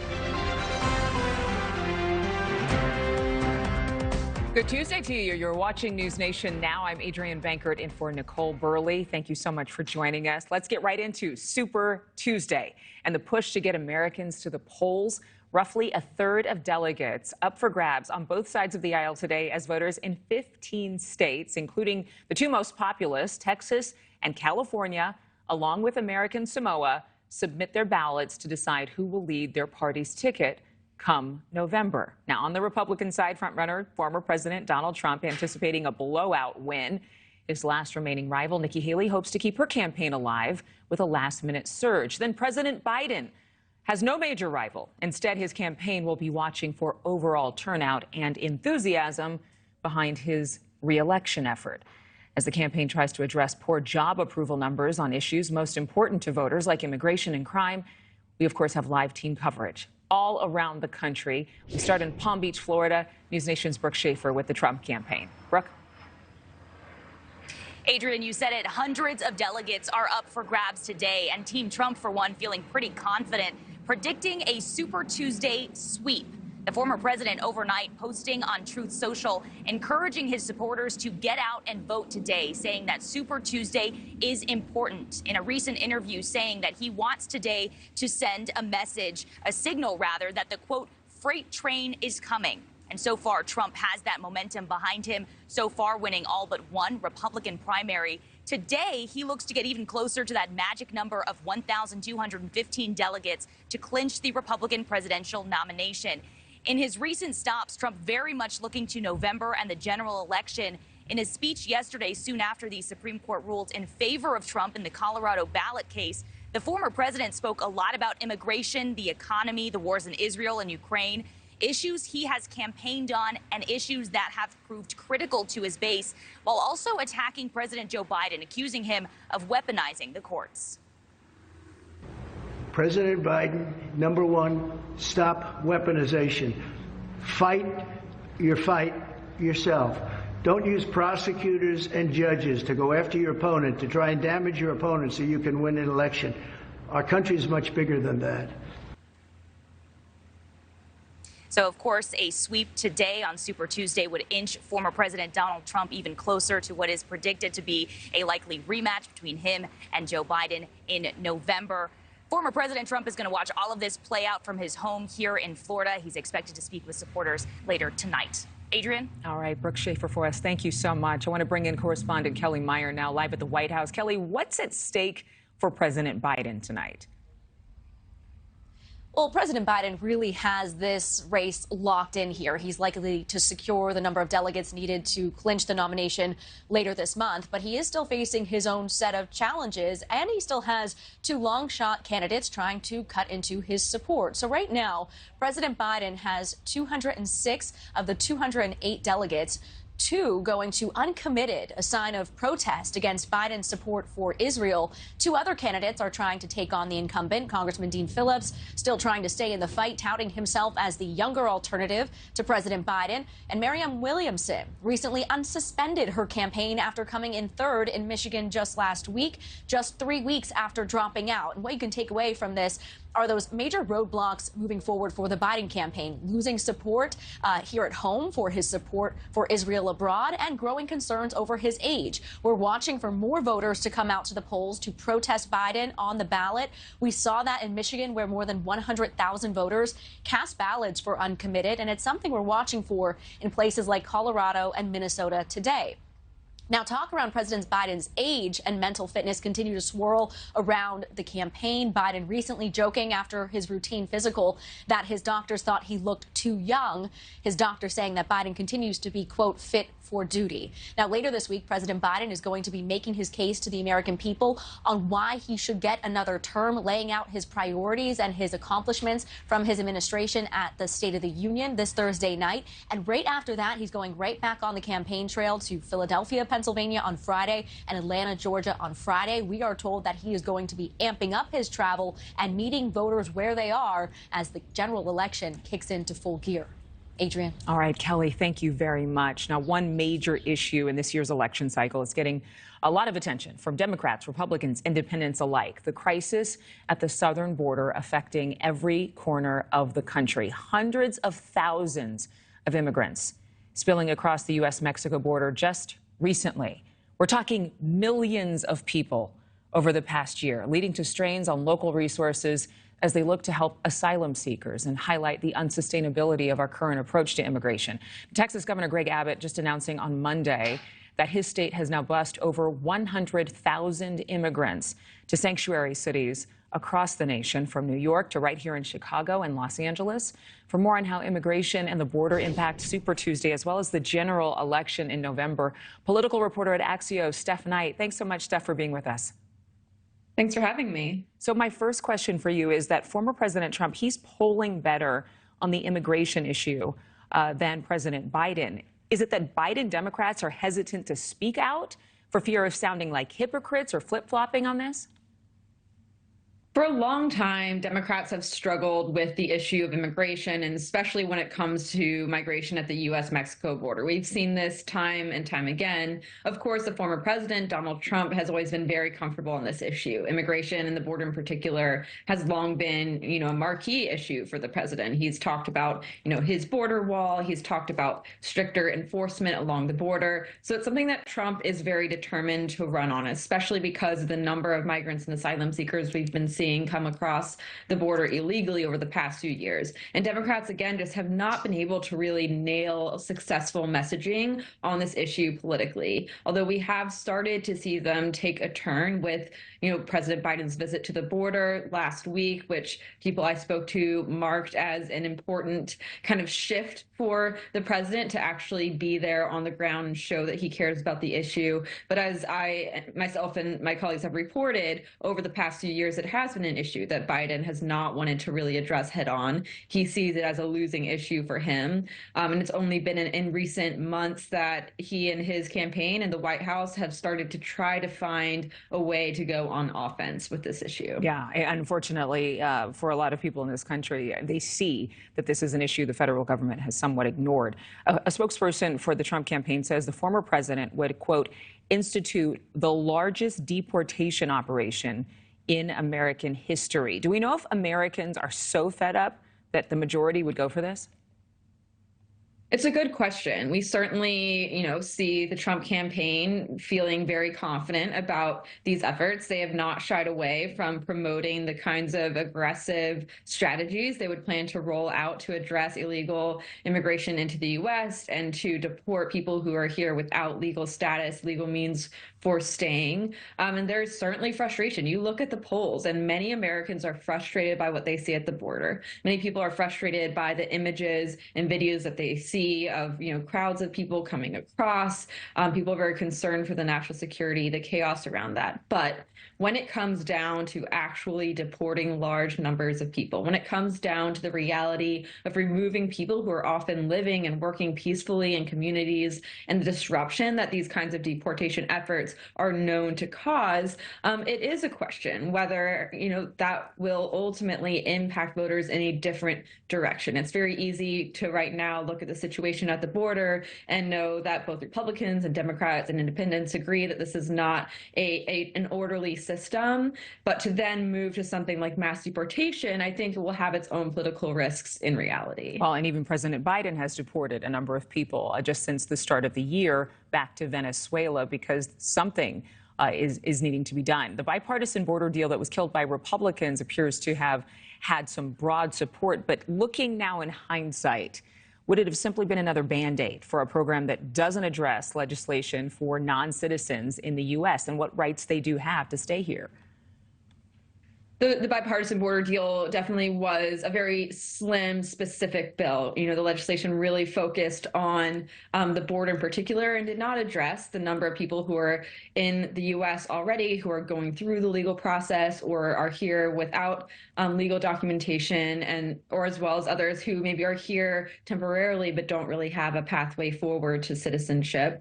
The bipartisan border deal, depends on who you ask. I spoke to some who felt like this was the best deal they could possibly get. It was something that was backed by the Border Patrol Union, as has been repeatedly said. This was something that had broad support from people who are on the ground. They felt like it had tools that they could use to address the large numbers coming across, but there were others who felt that it wouldn't have been enough just given the numbers we're seeing and the logistical reality and challenge that border officials see on the ground in Texas, Arizona, California right now. President Biden holding off on issuing immigrant work permits on an emergency basis, despite some governors and mayors pleading with him to do so. Do we know why? When it comes to the work permit issue, this is obviously a very complicated part of the law, and there's only so much that the Biden administration can do, in part because there are backlogs. Every part of the immigration system, as I've reported for Axios, is facing significant backlogs, in part because Congress has not fixed the system. There have not been real updates and investment in our legal or illegal immigration system for a long time now. And so when it comes to work permits, part of the reason why it's taking so long is simply because there are so many people in the system and not enough officers to kind of go through the paperwork. However, we have seen the administration make moves to try to expedite that process in response to some of these requests from cities. Yeah, in addition to the long lines of people waiting to even get an asylum hearing that would justify them being in this country to work in the first place. Steph Kite, thank you so much. We appreciate it. Thanks for having me. Now, minutes from now, Texas Governor Greg Abbott, he'll address another historic fight, that huge series of wildfires raging across the state's panhandle. You've seen images like this one. Abbott visiting some of the hardest hit areas where homeowners and ranchers are recovering from the devastation. More than 1 million acres of land scorched in just 1 week. The flames impacting ranchers and farmers who need help getting hay to feed their livestock. NewsNation's Stephanie Haynes in northern Texas with more. Adrian, this has been the sentiment over the past few days, is just the community helping each other out in this really tough time. What's going on behind me is ranchers from far away as Colorado, as far away as Fort Worth, Texas, are driving in and donating these bales of hay for the ranchers here in the Panhandle who have lost everything and really need to feed all of their animals, their horses and their cattle. Ranchers have been particularly impacted here in the Panhandle by those fires. About 85% of the state's cattle comes from this area, and we've witnessed people drive from all over to donate these bales of hay. Chance Bowers operates X Cross X Ranch a few miles away from where I'm standing, and he says he expects to lose at least 250 of the 1,000 cattle across its 3 ranches. I've spent the last 15 years building this cow herd up, and you can lose it overnight, but we've been very blessed and very fortunate that we've only going to lose 200. And Adrian, I can tell you just from data from the Forest Service that firefighters have really been making progress in suppressing and containing some of the fires in this area in the Panhandle. That one fire, the Smokehouse Creek fire that has burned more than 1 million acres, still remains at 15% contained. But firefighters in the other fires, 60%, 55%, even 80% contained. So they really are holding the line. We'll continue to watch that as time goes on here. We're also watching the weather. It is dry, it is breezy, but forecasters, Adrian, are hoping for rain in the next few days. All right, much needed rain. Thank you, Stephanie. We'll go live to that news conference with Texas Governor Greg Abbott as soon as it gets underway. We're expecting it any minute now. But after the break, you've no doubt heard about this shocking story. An American ballerina jailed in Russia. What she says about the horrible living conditions, plus confirming what many already knew or at least suspected: Israeli hostages enduring brutal sexual violence at the hands of Hamas captors. More on a newly released report. And don't forget, tune in to News Nation's special live coverage of Super Tuesday results starting tonight at 7 Eastern.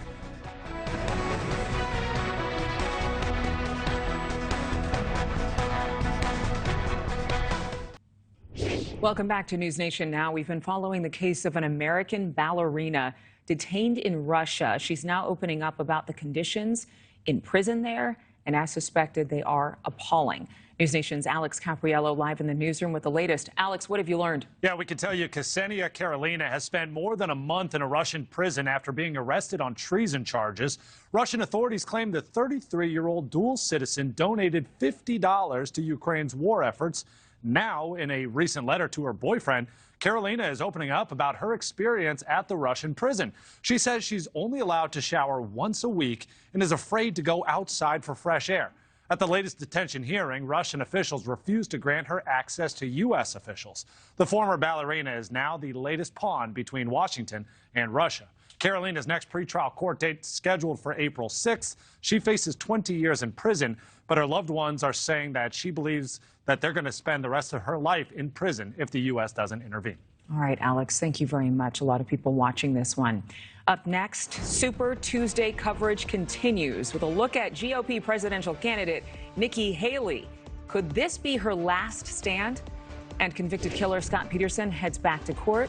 Could evidence used to convict him in the murder of his wife get him a new trial?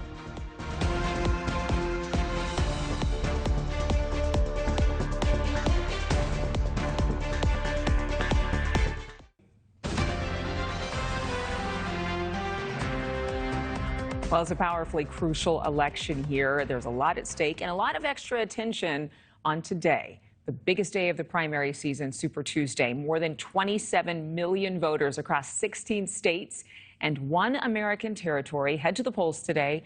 Hundreds of GOP delegates and more than 1,000 on the Democratic side are in focus. Now, for Nikki Haley, her future as a Republican candidate for president could start to grow dim, though she's still talking the talk, saying there's a chance she can catch up to Donald Trump in delegates if voters rally to her side. Correspondent Emily Fenn live in Nikki Haley's home state of South Carolina. Emily, this could really be a make or break for the former ambassador. Adrian, this is absolutely crucial for Nikki Haley's campaign. She's talking the talk, but is she walking the walk? I guess we're going to find out today as those results start to come in. We'll have live special coverage of that on News Nation tonight. We're here in Mount Pleasant, South Carolina at Patriots Point. That's Nikki Haley's home state. And as you mentioned, Adrian, this is a make or break day for her. She continues to indicate that she is staying in the race. That's as long as she's still receiving support from voters. But that all could change. Haley is coming off her only win so far in the primaries. That was in D.C. And then she kicked off an aggressive campaign tour, making stops in North Carolina, Maine, Vermont, and Massachusetts, then ending the string of events in Texas last night. She held a final rally in Fort Worth because Texas is one of the many states voting in today's primary elections. At some point, maybe we should say the reason that America keeps losing is because of Donald Trump. But in order to change it, it's going to take a lot of courage. Courage from everybody here. Courage for me to run. And courage for every one of you to know, don't complain about what happens in a general election if you don't vote in this primary. Haley's team, after that event in Texas, returned to South Carolina so she could be here on her home turf this morning. Let's remember she did lose the primary in South Carolina. She also lost other key early voting states in Iowa and New Hampshire as well. And the residents that we spoke with here in her home state say that they're preparing for her to potentially drop out tonight. Nikki has said that she's going to stay in the race for as long as she can. I don't work for her, but I think she's fantastic, and I think that she should stay in it as long as she wants to keep fighting. And she has, you know, the longer she stays in, the greater momentum she builds. And something else that we've been tracking here in South Carolina, Nikki Haley's campaign doesn't have any events scheduled for after today, after Super Tuesday. In fact, they don't have any campaign ads that they're planning on releasing either. So these could be some indicators that her campaign is wrapping up this campaign, and they're looking to bow out. Adrian. All right, Emily, thank you very much. For more on what we're watching on this Super Tuesday, News Nation political contributor Sean Spicer is here. Good afternoon, almost. It's 11:30, nearly Central Time, 12:30 p.m. Eastern. Sean, Nikki Haley, she's still appealing very forcefully to voters, but is her message sounding less empowering and more like a woman scorned? I think it's more like a person with no path forward. As of tonight, 49.81% of all delegates will have been chosen in this contest, 874 at stake tonight. And here's the thing, of the 15 states, 10 of them, while technically proportional, have a clause in them that says if you get more than 50%, you get all of the statewide delegates. That's good news for Donald Trump. And I think the bottom line is, once you can't use that talking point that only a few states have voted, you've run out of talking points. You've shown no path forward. You don't have any potential way to the nomination. Tonight, whether she wants to admit it or not, it is the end. You know, fighting words following the loss in her own state, her home state where she was governor. Haley has said that she's continuing to pick up votes, and that's proof that she's a viable contender against President Trump. So let's listen. 40% is not some tiny group. There are huge numbers of voters in our Republican primaries who are saying they want an alternative.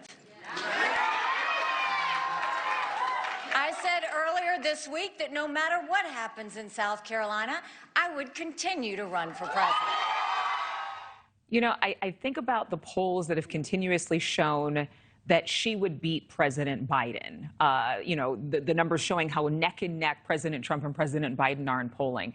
Just as a point of reflection over her campaign, why is it that more of the GOP did not rally behind Nikki Haley, do you think? Well, I think there's a few reasons. Number one, they want President Trump. I mean, they know him. They want his policies back for a variety of reasons. I mean, they've had multiple candidates to choose from this cycle. He's beat them all, as he did in 2016. Number two is I don't think that she's offering anything particularly new, except for she's taken up the Chris Christie mantle of I'm against Trump. You heard all those clips that get played. She talks about Donald Trump, Donald Trump, Donald Trump. She doesn't talk about issues that are important to the conservative base right now. She's not out there articulating a vision forward for how she might be different than the America First agenda. And I think people would rather go with a proven track record that Donald Trump offers than some potential hypothetical candidate that they don't know what. But the truth is, Adrian, look, people have been given a choice. As I said, tonight, 874 delegates at stake, 15 states and one territory. 49.81% of all delegates will have been selected after tonight.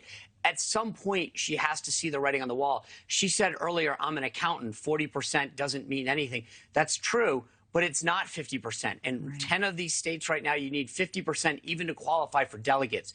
Those are the rules. If you don't score goals in a team sport, if you don't score delegates in a political opportunity, scenario, you don't get to go on. So she might technically still be viable because donors are funding her race, but she's calling, independents and Democrats to vote for her to keep her alive. This is a Republican primary, and Republican voters have spoken loud and clear that they don't want her. Yeah. All right. Well, we will await the results tonight. Before we let you go, I just had one quick question. Obviously, Dianne Feinstein's seat is open in California, and the California Senate primary is happening. So what should we be watching for when results come in from the West Coast tonight? Great question. 4 big viable candidates right now. California has a jungle primary, meaning you all run together. The top 2 vote getters go on. Right now, Adam Schiff is probably the front runner. Number 2 by a lot of polls is former Los Angeles Dodgers player Steve Garvey. He is the Republican in the race. If he finishes second, which is frankly what Adam Schiff wants, then Adam Schiff de facto wins the race. A Republican is not going to win statewide in California. Katie Porter and Barbara Lee, the other 2 current members of Congress from California that are in the race, are dying to get a shot. If they were able to sneak in at that number 2 position, then you're going to have a bloodbath this fall when it comes to who will win that out. And you'll have Democrat on Democrat. A lot of money would go into that race to distract from what would otherwise be a sleeper race. So who gets that second spot is going to be critical to determine the ultimate winner in November, because a Democrat's going to win it. It's just a question of which Democrat. Yeah. And again, California, I mean, I don't know that there's been a lot of talk about it, but there could be some shifting sands in California, as a lot of people are not too pleased with some of Governor Gavin Newsom's policies. Do you have anything that you would say in regards to that, in regards to America's changing demographic? Well, California, again, is a very specific case. I would, as a Republican, this is the first time I'm not going to root for the Republican. If the Republican wins tonight, Steve Garvey, then it will assure us that Adam Schiff becomes the next U.S. Senator from California.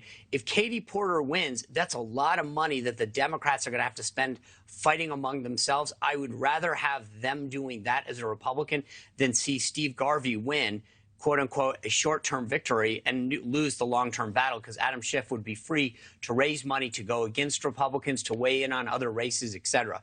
The Republican winning tonight is bad news for Republicans overall. Well, that's an interesting perspective that I'm sure people will be talking about. Thank you, Sean Spicer. We appreciate it. Always good to see you. Good to see you. How do you feel is in the hands of Hamas right now? Because he's been an offer, rational offer. The Israelis have agreed to it, and maybe see what the Hamas does. But there's got to be a ceasefire. Because Ramadan, we get into a circumstance where this continues through Ramadan. Israel and Jerusalem it could be very, very good. So we're looking at trying hard for that ceasefire. Really challenging to hear President Biden there on the tarmac. That was just moments ago. He was leaving Camp David, headed to the White House. But he made some comments about Ramadan and the timing of a conflict, of course, between Israel and Hamas.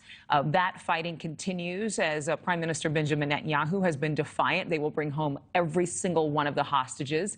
This comes as the United Nations, which never really made a very clear and strong stance against sexual violence during the October 7th massacre. They've now released a new report on sexual violence against hostages taken by the terror group.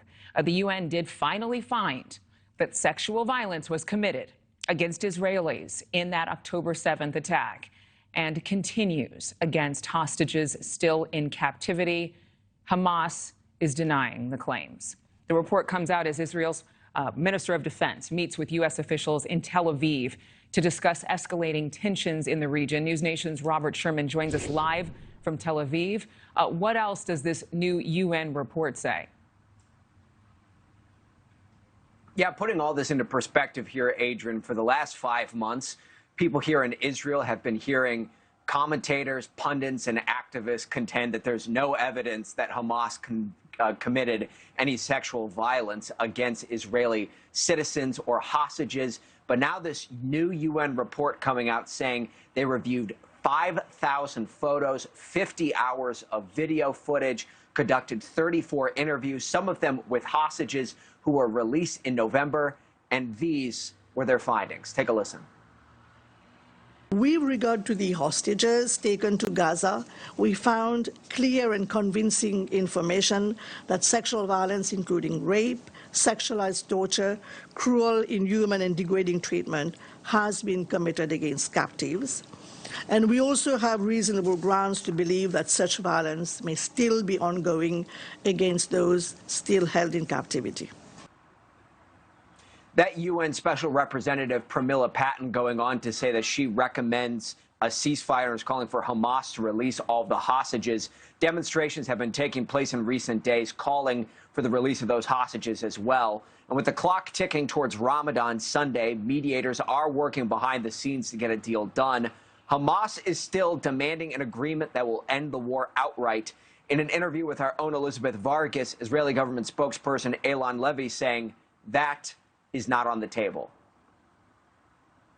What we are worried about is the prospect of leaving Hamas on its feet after 10/7. That will not happen. This war will end with the dismantling of Hamas and release of the hostages. At this hour, we still do not have a deal. Something that the Israelis are demanding from Hamas is a list of all of the hostages who are alive and those who are dead.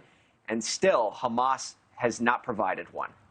Adrian. It's just, honestly, there are a lot of people, a lot of women, even feminists, who've wondered why the UN didn't take a stronger stance on confirming that there was sexual violence anytime sooner. Thank you very much, Robert. It's good to know they finally have it in black and white.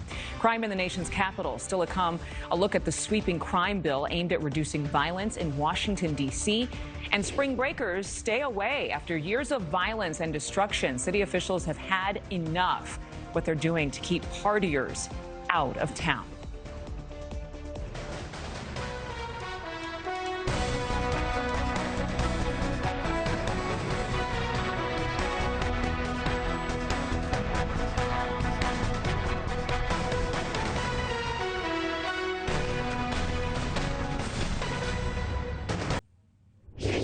According to law enforcement, there are fewer murders across the country, relatively speaking. The U.S. ending 2023 with one of the largest year-to-year declines in homicides on record, with police recording a more than 30% drop in homicides in the first 2 months of 2024. Still, incidents of violent crime remain high in the nation's capital. The D.C. Council set to hold a final vote on a sweeping crime bill. NewsNation's Evan Lambert live in Washington. Evan, what exactly is in this bill? Adrian, I'll get to that in just 1 second, but just moments ago, News Nation obtaining a letter from the D.C. mayor to the D.C. Council urging them to pass this crime bill without making any amendments that, quote, weaken the legislation. As you laid out, this crime bill is fairly sweeping. It does allow for stiffer penalties for gun crimes. It also allows D.C. police to disperse people from what they call, quote, drug-free areas. This is a pretty staggering flip-flop from several years back when the D.C. Council really embraced a lot of progressive measures when it comes to crime. But this is also a direct response to D.C. residents expressing fear over a crime wave that is just now beginning to abate. The D.C. Council expected to take this final vote on the Secure D.C. crime package later today. It is expected to pass, the last vote garnering close to unanimous support among the council members. The bill expands the definition of carjacking to help stem the tide of a crime we saw surge in recent years. It also gives judges power to hold more people charged with violent crimes in jail before trial. New provisions also target retail theft, like creating a new felony for directing retail theft. And here's the context. Last year, homicides were up 35%, the worst in 2 decades in the nation's capital, and violent crime overall was up 39%. I spoke with a supervising prosecutor in the U.S. Attorney's Office for D.C., which, along with the mayor, supports the crime bill. I think Secure DC as a package has a lot of great tools for prosecutors to attack a lot of different crimes in a lot of different ways, which is why the U.S. Attorney's Office is very supportive and hopes that Secure DC passes. And organized retail theft is just one of the many things that's a part of Secure DC. And we do have to mention there are some early indicators trending in a positive direction for the nation's capital. Homicides down 32% in the first 2 months of the year compared to last year. And all violent crime during that time period is down 12%. Now, this crime bill, Adrian, is facing some criticism from activists who worry that it will unjustly send people to jail for longer. Adrian.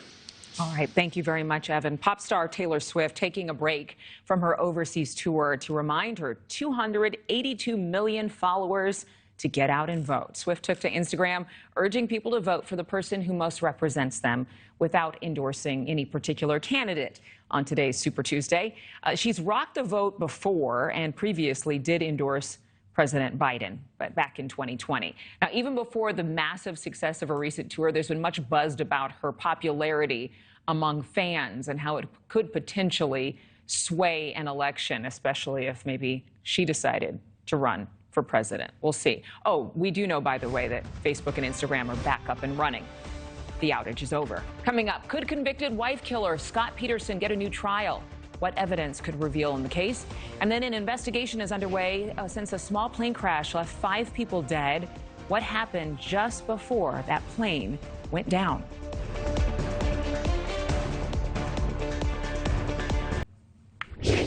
Could convicted killer Scott Peterson receive a new trial? Attorneys with the LA Innocence Project requesting new evidence from the original trial in hopes to exonerate him in the murder of his pregnant wife. Peterson found guilty of that crime in 2004, subsequently sentenced to life in prison without parole. Correspondent Laura Engel live for us now. Laura, a status hearing is now on the books to potentially move this forward. It would be earth-shattering.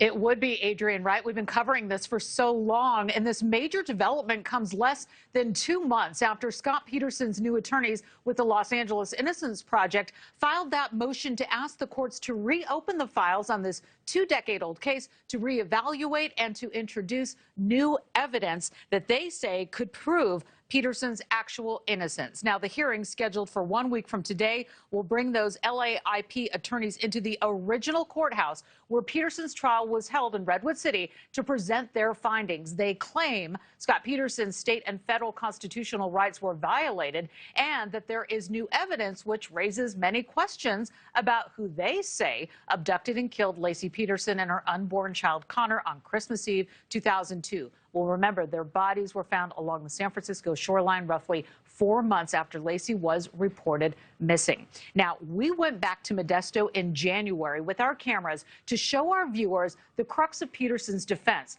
an alleged connection to a burglary that took place right across the street from the Petersons' former home.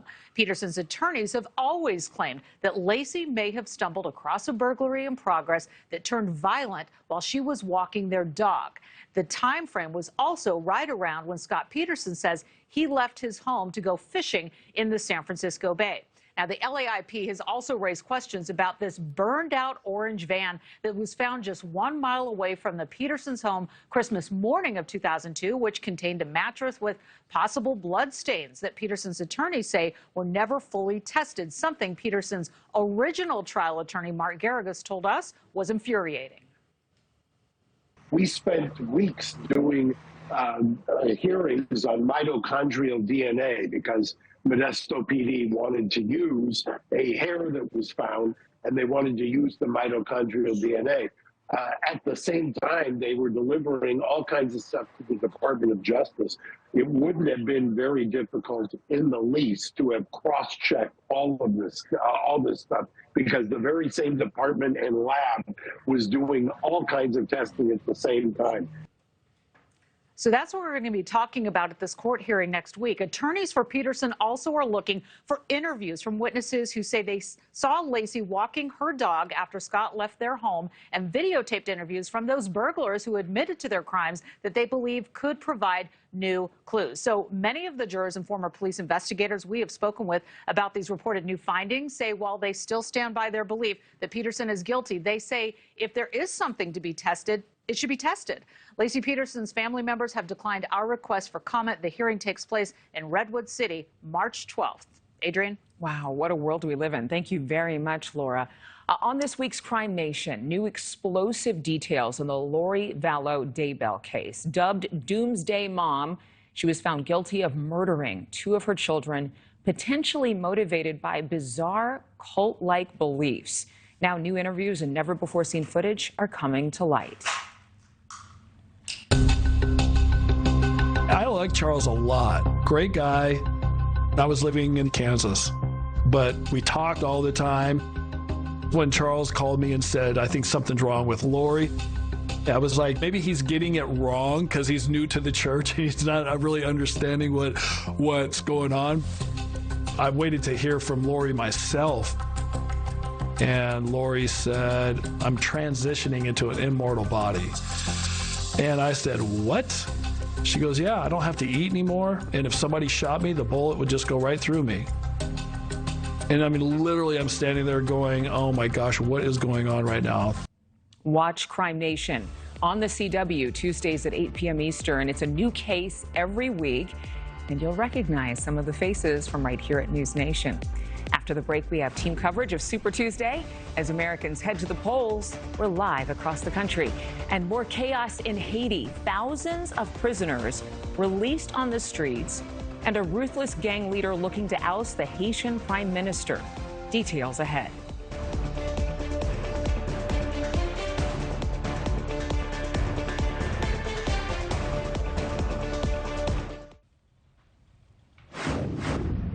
Hey there, I'm Alex Capriella with more of today's headlines. 5 people died when their small plane imploded after crashing along I-40 in Nashville last night. The pilot radioed that the engine had failed and he needed to make an emergency landing, but shortly after, he called back saying they wouldn't make it to the airport. Emergency crews worked quickly to put that fire out. No one on the ground was injured, and the NTSB is now investigating. One person is dead after this massive fire at a warehouse. Take a look. This all happening outside of Detroit. The building is known to stock combustible materials, and the fire set off explosions, shaking homes and sending debris raining down miles away. A 19-year-old died when he was struck by a flying canister about a quarter mile away from that fire. The blast was so powerful, it was felt by residents 15 miles away. The building houses 2 businesses, and one of them makes vape pens and stores them on site. The fire chief says the business just got a truckload of butane canisters last week. However, at this time, officials have not determined what caused that fire. And then check this out. The U.S. is condemning actions taken by the Chinese Coast Guard against the Philippines Coast Guard today, as the Philippines were trying to resupply their ship. This all happening in the disputed South China Sea. For reference, the top ship is the Philippine ship. The two don't just come close, they actually collide at sea. Let's take a look.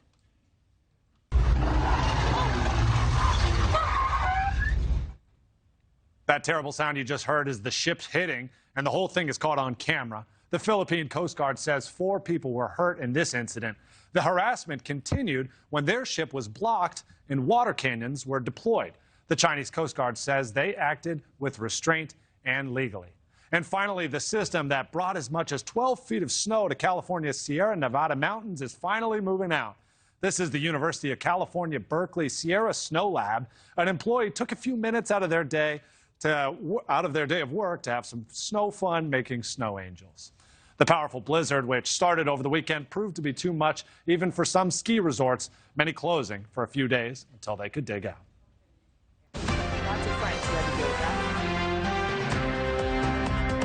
All right, coming up, we're live with team coverage on Super Tuesday. Today, hundreds of delegates up for grabs. A look at the issues driving most of us to the polls. And they're being called the biggest war games since the Cold War. Ahead, the military drills NATO allies are using to deter Russian aggression. Plus, Miami Beach putting spring breakers on notice, telling them to stay away. The violence that resulted in a breakup between the city and these partiers. And we're still waiting for Texas Governor Greg Abbott to arrive at the podium for an update on those deadly Texas wildfires ripping through the Panhandle. We'll bring you updates as soon as that news conference begins. It's the top of the hour. I'm Adrienne Bankert in for Nicole Burley. Thanks for watching News Nation Now. We start this hour with our top story of the day, Super Tuesday, the high-stakes primary day that could determine who will be atop of the party tickets come November, though there are some strong predictions on either side. For Republicans, 865 delegates representing 15 states are up for grabs. Frontrunner, former President Donald Trump, hoping to sweep all of them and secure his GOP nomination. His last remaining rival, Nikki Haley, hoping for an upset. The former governor and ambassador had promised supporters to stay in the race until at least today. Haley would need to win a few states to keep her hopes alive for a Republican nomination. Now, on the other side of the aisle, President Biden is really unopposed, as no other candidate has secured even one delegate in the race to unseat the incumbent. His campaign will be watching for turnout. Of course, there has been less enthusiasm behind the president in recent months with low approval ratings. However, again, he is running uncontested. We have live team coverage across the country today. Kelly Meyer live at the White House with more on what the Biden campaign is looking for. Brooke Schaefer at Mar-a-Lago following the Trump campaign. We start with Emily Fenn live in Charleston, South Carolina, with what could be Nikki Haley's last stand. It certainly could be, Adrienne. This is a crucial day for Nikki Haley. We're here at Patriots Point in Mount Pleasant, South Carolina. It's her home state for this truly make-or-break moment for her campaign. She's indicated that she has no intention of exiting the race. That's as long as she still has support for her campaign. But that could all change after today. She is coming off of her only win so far in the primaries. That was in D.C. And then she embarked on an aggressive campaign tour, making stops in North Carolina, Maine, Vermont, and Massachusetts, and then ending the string of events in Texas last night. She held a final rally in Fort Worth because Texas is one of the many states voting in today's primary elections. At some point, maybe we should say the reason that America keeps losing is because of Donald Trump. But in order to change it, it's going to take a lot of courage. Courage from everybody here. Courage for me to run. And courage for every one of you to know, don't complain about what happens in a general election if you don't vote in this primary. Haley's team, after that Texas event, then returned to South Carolina so she could be on her home turf this morning. Remember, she did lose in her home state, as she did with other early voting states in Iowa and New Hampshire as well. And the residents here are telling us that they're preparing for her to potentially drop out. What about her donors? So if the donors see Super Tuesday as a wash, or it doesn't turn out as well as she expected, then the donors will back up, and then that'll force her to make a decision. I think she's done really well, but I think she's going to have to acquiesce and just give it up and say, you know what, I gave it my best. Let's leave it up to the man. And the man being? The Trump. And something else that we've been tracking here in South Carolina, Nikki Haley doesn't have anything planned after Super Tuesday. She doesn't have any campaign events scheduled. She's not planning on releasing any other campaign ads. So these could be indicators that she's preparing to bow out after these results come in. Adrienne. All right, Emily Fenn, thank you. They're live for us in Charleston. NewsNation's Brooke Schaefer following the Trump campaign in Florida. And Brooke, I know we've covered it. A lot of talk about voter apathy surrounding a repeat of a Trump-Biden matchup. But Super Tuesday voters, no doubt enthusiastic and engaged. Yeah, very much so, Adrienne. And for Team Trump's part, they are feeling pretty confident heading into this Super Tuesday with that enthusiasm and momentum behind them.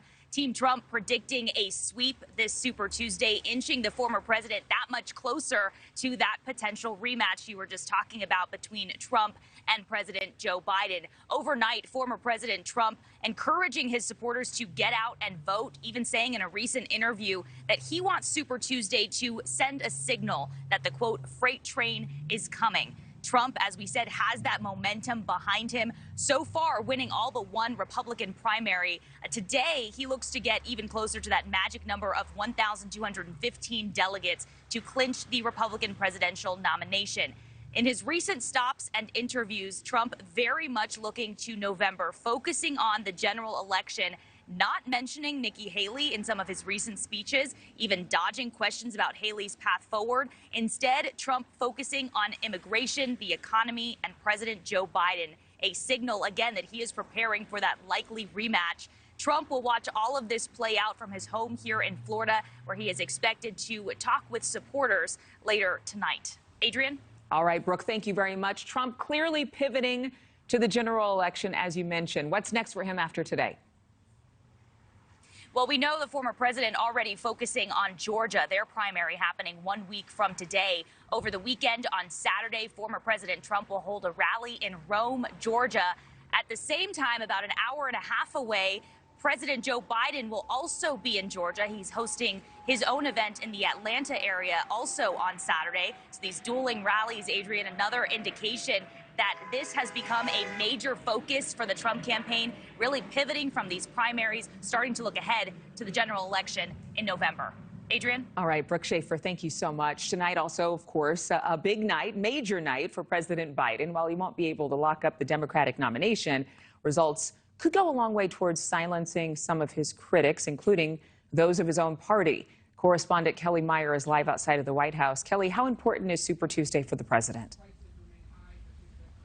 Well, like you said, Adrian, it looks like he's inching closer and closer to securing this nomination. He's likely to secure the number of delegates that he needs to clinch the nomination in the next month or so, over the next couple of weeks. But he still faces his own set of challenges, including two other candidates who are trying to cut into his support. So right now where it stands, Biden has 206 of the 208 delegates, two of those going to uncommitted as a sign of protest against Biden's support for Israel. Two other candidates are trying to take on the incumbent, Congressman Dean Phillips, still trying to stay in the fight, touting himself as the younger alternative to Biden, and Marianne Williamson, who recently unsuspended her campaign after coming in third in Michigan just last week, just 3 weeks after dropping out. Now, what you see here is bringing up the two major roadblocks moving forward for the Biden campaign.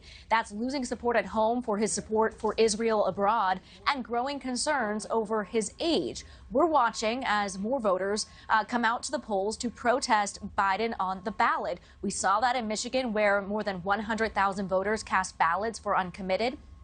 And it's something that we're watching for in places like Colorado and Minnesota today. And the talk around President Biden's age and mental fitness continues to swirl around Team Biden. The president recently joking after his routine physical that his doctors thought he looked too young. His doctor saying that Biden continues to be, quote, fit for duty. Now, here's where Biden's approval stands versus the previous three presidents in their re-election years. President Biden, his approval rating stands at 38%. Trump was 10 points higher than Biden around roughly the same time. Now, today, President Biden brushed off concerns about his poll numbers.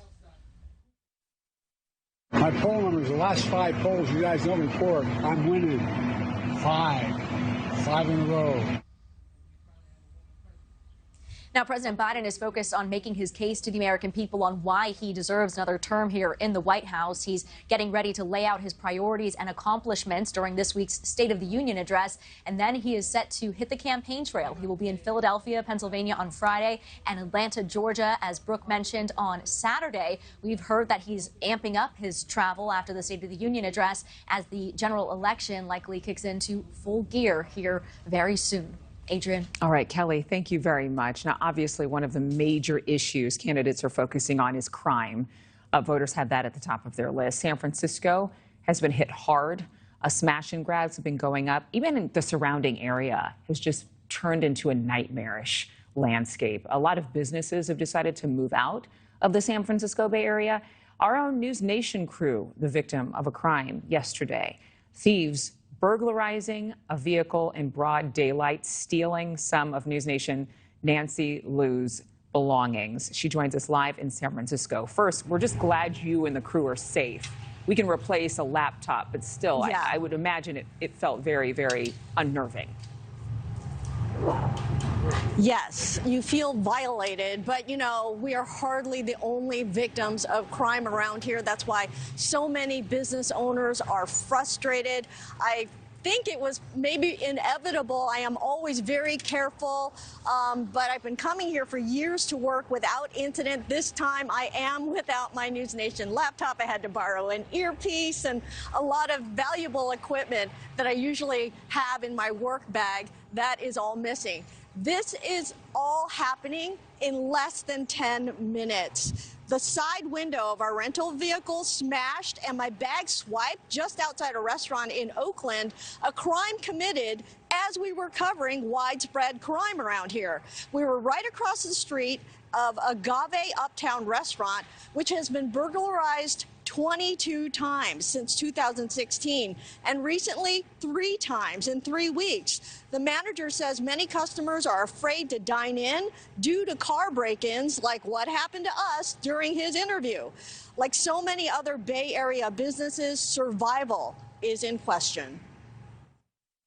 If these crimes doesn't stop, we might not survive, you know, because we can't not keep moving forward with all these crimes going around. And again, every time they break in, there is $5,000, $10,000, on damages, and then the stuff they take and all that.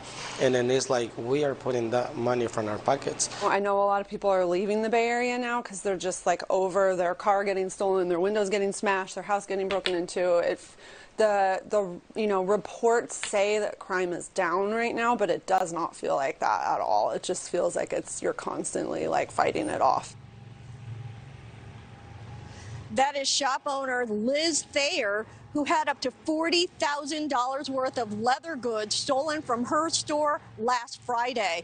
And right after talking with her, another shop owner stopped us to share being carjacked and robbed right before the burglary. All over the Bay Area, crime and safety are always top of mind. Policing is on the ballot here today, but there's been very low voter turnout in San Francisco. And crime is why a lot of news crews do not operate around here without armed security. And even then, people can fall victim. And Adrian, yes, we are okay, and that's what's important. It is what's important, but still, it's just brazen. And the drug scene in San Francisco, just another component to crime. I know a lot of people are concerned about fentanyl there. Nancy Liu, thank you as always. Now, of course, crime is at the top of the list, like we said, but voters of every party also care a lot more about immigration this year than any other time before. In fact, a poll showing it's now in the top spot, followed by the government, economy, inflation. Number 4. Let's bring in The Hill's editor-in-chief, Bob Cusack, for more insight. Bob, this is a huge shift because I remember reporting last year that showed completely different topics in terms of order as to what voters care about most. Forgive me. But when we were reporting this morning that crime is down according to law enforcement, but it was so much higher during the past few years, shouldn't the parties, the Democrats and Republicans, look at these numbers in context, show us where we really are historically in regards to crime, and then possibly even provide a few more solutions than they have been? Yeah, Adrian, it's a tough issue, and certainly President Biden, when he was in the Senate, played a leading role in passing a crime bill. But passing any type of legislation in a presidential election year is very difficult. Crime was an issue in the midterm elections in New York, and that helped Republicans. But nationally, it didn't resonate as much as the GOP hoped. However, it's still a top issue. As you mentioned, immigration is up there. President Biden's handling of immigration, according to a recent Harvard-Harris poll, is only 35% approval rating. So the number one issue, he's basically at the lowest policy level. That's a problem for him. So these are issues that the White House has to be concerned about: crime, the border, and immigration. So we know that, especially here at News Nation, we've seen about 2 million people that we know of crossing into the United States illegally, most surrendering themselves to Border Patrol and then waiting for an asylum appointment. But it didn't seem to still get the attention of American voters until just recently.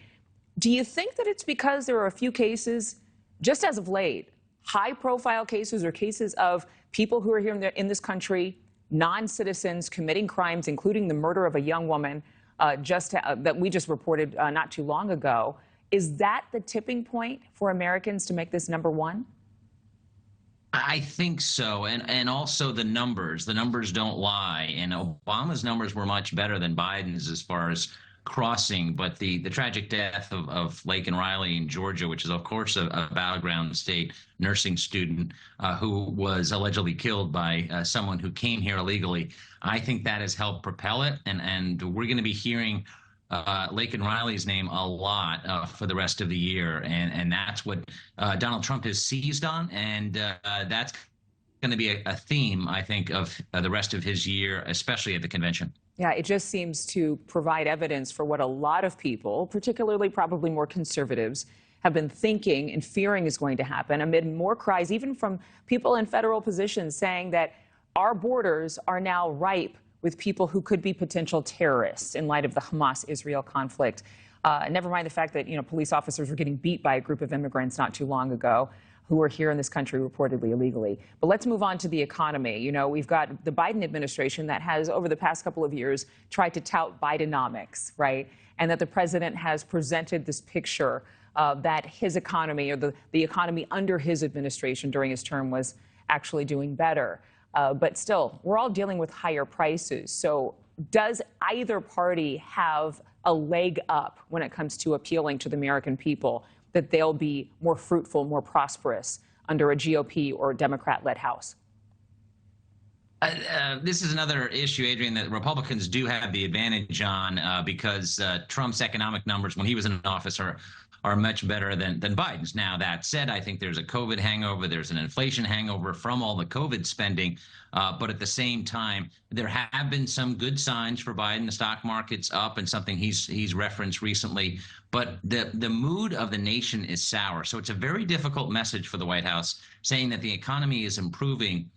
When you look at polls, 4 in 10 people think their personal financial situation, according to Harvard-Harris, is actually worsening. So that's an issue for this White House, and that's why Joe Biden is trailing Donald Trump. Now, a year before the election, Obama was trailing Romney and other Republican hopefuls, and he ended up winning. But Biden has some work to do. Yeah. All right, Bob Cusack, thank you as always for joining us. Thanks. After the break, the desperate search for a Tennessee teen and the measures police are using to try and bring him home, plus NATO military drills, the war games underway to deter a Russian attack.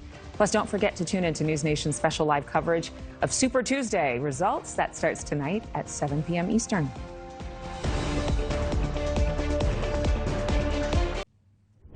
"20 minutes after the top of the hour, a massive search is underway to find an autistic teen missing from Sumner County, Tennessee. News Nation's Alex Capriello is back with more on the efforts, including that law enforcement is blasting that young man's favorite song aloud. Yeah, that's right, Adrian. As the search for 15-year-old Sebastian Rogers enter its second week, Tennessee officials have made the decision to actually scale back their search and focus on the investigation surrounding his disappearance.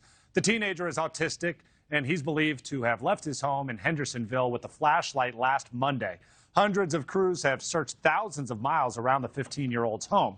But authorities say there still have been no sightings, no leads, and no details to know if Sebastian is still alive or not. The search has included drones, search dogs, dive teams, and a rendition of Eye of the Tiger. Authorities were told this was Sebastian's favorite song, and they used it hoping to lure him back home. If there was a resource we thought we could utilize to help locate Sebastian, we've used it, and we will continue to do so based on the leads that come in. The Sheriff's Office continues to urge families to check your properties, to check your cameras. No detail is too small.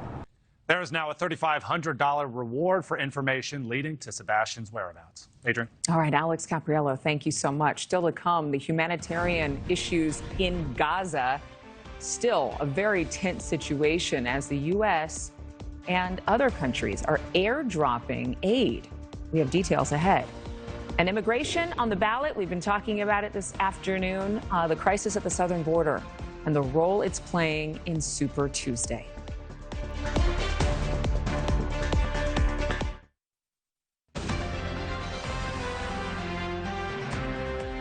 The U.S. is sending in more help into Gaza for refugees there. Earlier today, U.S. and Jordanian forces airdropped aid for Palestinian civilians. President Biden saying the U.S. would do everything to get more aid to those sheltering in the region. This comes as tensions remain high at the Israel-Lebanon border. Israelis, the IDF, and Hezbollah exchanging fire there. News Nation's Robert Sherman tracking the latest on the ground and joins us live from Tel Aviv. Robert, what do you know about this latest air raid, or rather air aid drop into Gaza? Yeah, 36,000 meals being parachuted in today by both the U.S. and the Royal Jordanian Air Force. To put that into context, there's over 2 million people inside of the Gaza Strip, so 36,000 is just a fraction of what is needed, according to U.S. officials. But you listen to what the UN has been saying. They estimate that 1 in 4 people are one step away from famine. That's their way of phrasing it there. So it just goes to show that their belief is that any bit helps. But certainly the humanitarian situation has come under a microscope in recent days after this incident took place last week, which you had dozens of Palestinians dying as they rushed an aid convoy that was on its way into Gaza. Our own Dan Abrams pressing the Israeli government on how they will get more aid into the Gaza Strip. This was Elan Levy.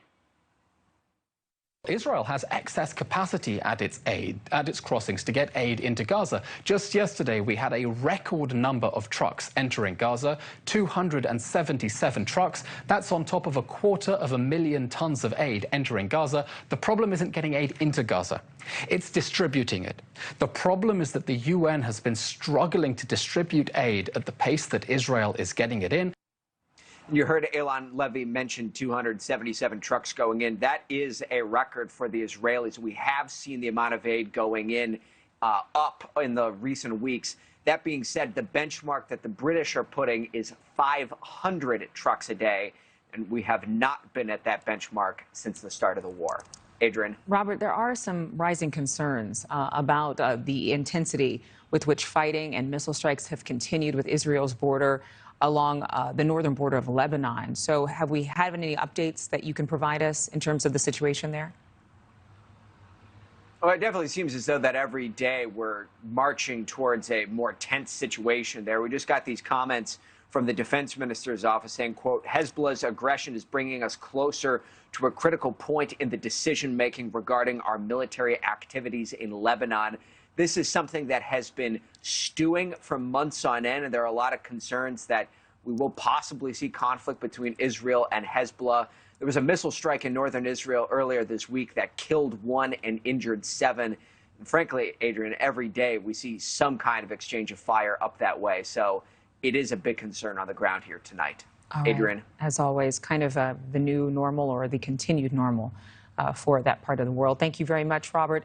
They're being called the biggest war games in decades. Finland and Sweden have now joined NATO on extensive military drills across the region, the most since the end of the Cold War. They're meant to deter Russia from targeting an allied country. NewsNation senior national contributor Lieutenant General Richard Newton is joining me now. Good to see you. You know, this clearly sends a message to Moscow since the continued battle with Ukraine, but Ukraine is not a NATO nation. So what is the point of these war games if Russia's sights are squarely set on that Ukrainian territory they believe belongs to them? Well, good afternoon, Adrian. You know, this is the largest NATO exercise, as you mentioned, really since the Cold War era. In fact, I participated in the largest one back in 1988 called Reforger 88, where there were 125,000 troops involved across all the NATO countries. This exercise entails about 90,000 troops all the way from Finland down to Romania. It is to demonstrate to Russia and other adversaries that NATO is united, that we will test our defenses, as well as test the ability, Adrian, to get troops moved across the transatlantic and actually move throughout Europe in the event that an adversary would take on the NATO forces. The other point is as you mentioned, the latest member to join NATO is Finland. Sweden is about to join. In fact, they were approved by the last NATO parliament in Hungary just last week. So that would bring to total 32 countries joining NATO. But it's to test not only resiliency, the training, refine defense capabilities, but also show the resilience and frankly, the unity, as I mentioned, of NATO vis-a-vis, say Russia. But what is the point? Is the thought that Moscow's troops would invade a NATO country in order to target Ukraine? Well, that's an unknown. In fact, Putin has mentioned many times, has been very clear that he would use Russian forces to invade any nation, in this case, you know, a NATO nation, should that he feel that the sovereignty or perhaps the survival of Russia would be threatened. But nonetheless, that's part of his playbook. And this is high stakes, but it's also one that's very concentrated and focused. And we're seeing NATO unified more than ever at this point. This exercise, by the way, is not only takes weeks to plan, but really years. It started back in January of this year, will conclude in May, but it's a broad scale key exercise that will show, as I mentioned, NATO's resolve that's U.S. led here. But let's not be, you know, let's not be fooled. Russia is the adversary here, certainly with Ukraine.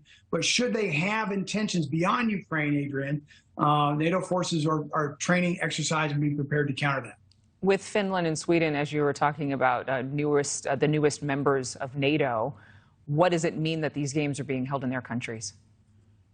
Well, that's significant also for a couple of reasons. Number one, it allows them to participate fully in Finland's case as a full, new member of NATO, and Sweden as an impending member of NATO, to stress and exercise their contributions to a NATO force, to test their interoperability, which is very important because you will now have, when Sweden joins, you'll have 32 nations as part of an alliance. That's pretty complex. In fact, that's significantly complex. And so part of these exercises and the fact that they're joining, will test their interoperability. Also, the Nordic region up to the north, what they call the high territory, that's threatened also by Russia.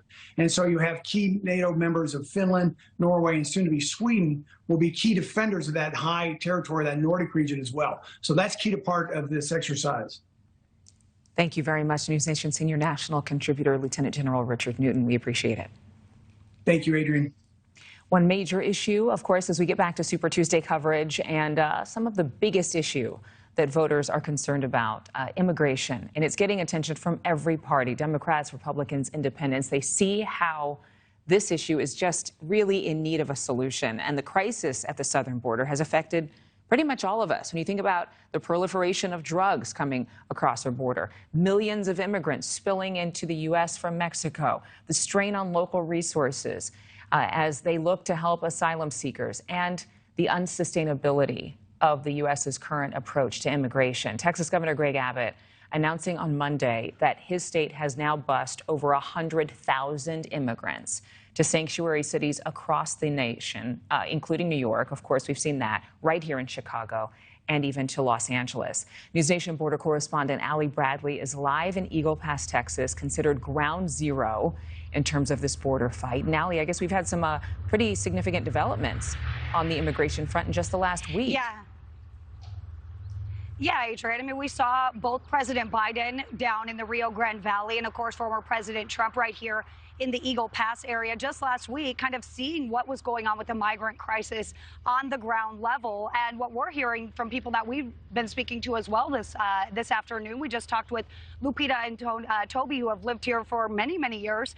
And they tell me, just as we have been reporting here, Adrian, that it is the top issue, immigration, that they are focusing on here when they go to the polls today. Now, Texas, of course, the biggest state that is dealing with the immigration by landmass, of course, that we're dealing with here. But they are taking part, of course, in Super Tuesday as well. And it's been hit hard during this migrant crisis. Eagle Pass, as Adrian mentioned, they're kind of ground zero and the epicenter for this crisis. Governor Greg Abbott, we know, has been taking matters into his own hands over the last few years. He signed off recently on a bill that would allow law enforcement to start arresting those who cross illegally. We're talking about Senate Bill 4, and it is now on hold as the Supreme Court will weigh in on whether the state of Texas has the authority to implement and enforce that law. Now, here are the latest encounter numbers that we were able to get our hands on for the month of February. It was a record-breaking year. We saw close to 190,000 alone on these border states here. Now in Texas, check out these numbers. The El Paso sector, close to 24,000 encounters for the month. Del Rio sector, just over 14,000. And the Rio Grande Valley, where President Biden was, with close to 12,000 encounters. Take a listen to what Representative Tony Gonzalez has to say. He represents most of the southern border here in Texas. It is the #1 issue.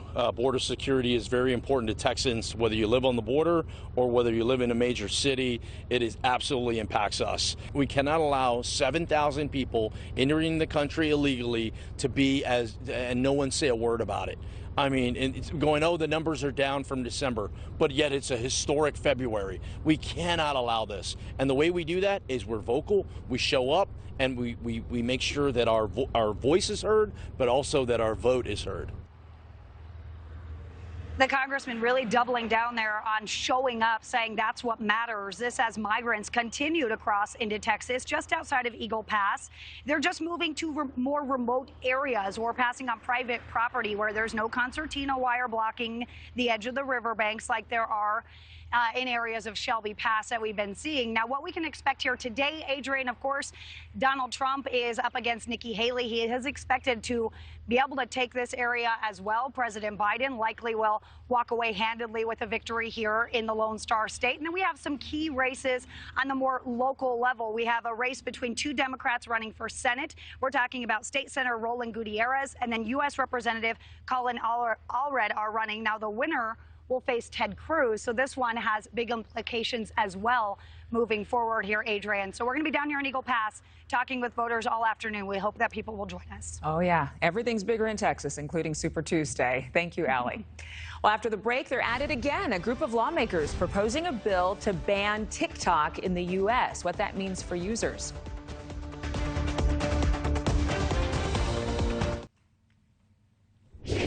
On Capitol Hill, a group of bipartisan lawmakers just introduced a bill that would ban TikTok from operating in the U.S. Sound familiar? Of course it does. It would make it unlawful for app platforms here to host any apps found to be operated by China, Russia, North Korea, or Iran. This comes on the heels of Florida Governor Ron DeSantis striking down a social media bill that would have barred teens under the age of 16 from using TikTok and Instagram, though I really don't know how they enforce that when young people lie about their age on these apps. Joining us live, NewsNation's Joe Khalil. Joe, I'd love to hear more about this proposed TikTok ban, and I think a lot of people are paying more attention because of those nations, those particular countries listed in this legislation. Yeah, and there are a lot of people wondering how it's going to be enforced, even to your point. So we do have some clarity on that, and we should just say we're at a polling location. We thought this was going to be a day focused on the elections, but big news out of Capitol Hill that this TikTok ban is going to be released later today. How this would work is, I'm told by sources that any platform that hosts or shares apps at all, so you go on your phone, you go to the Apple App Store and download stuff, the Apple App Store itself would not be allowed to host TikTok or have any app on there at all that is controlled by one of four major adversaries to the United States: Russia, Iran, North Korea, or in this case, China. Now, how would that work exactly, or how do they even define control? In the bill, it says if one of those four nations controls up to 20% of the company, of, say, TikTok in this case, or the headquarters are in one of those countries, they would be on this banned list. They would have the opportunity, 165 days, to divest from those countries. So the company that owns TikTok is called ByteDance. They are specifically listed in this bill. But again, it's not just ByteDance. So they, as a corporation, would have 165 days to divest from Chinese CCP ownership, or they would face this ban. Now, politically, Adrian, this is going to be tricky. As you pointed out in your intro here, this has been tried before and failed. Now, there are, I'm told, one Republican, Mike Gallagher, one Democrat, Raj Krishnamurthy, who are introducing this together, and they say they've got about 18 others from both sides of the aisle that already support this. So it is truly bipartisan, but you're going to see others really push back on this. You're going to see people in the House and Senate make First Amendment arguments that this is not right, that you should be allowed to be on this platform. The Biden campaign just recently jumped onto TikTok to reach younger voters. So politically, this is going to be tricky. I'll just tell you the argument they're making for this is they say this is a national security risk because anything that is operated by the CCP, the Chinese Communist Party, goes back to China. And they say that Americans' data is going to be vulnerable. It's a national security threat. And the Republican who is proposing this bill says it would be akin to the United States at the height of the Cold War, allowing Russia or the KGB to buy the New York Times, the Wall Street Journal, or the Washington Post. So those are the comparisons they're making as it comes to national security. We'll see how this plays out. But certainly this is going to cause a big splash on Capitol Hill, Adrian. It's such a weird time. I mean, really, as an American, and to hear so many comparisons to the Cold War over the past few years has just been unsettling. But here we are. Joe Khalil, thank you as always. Up next, mayhem in Miami. Why city officials are now asking spring breakers to not come this year.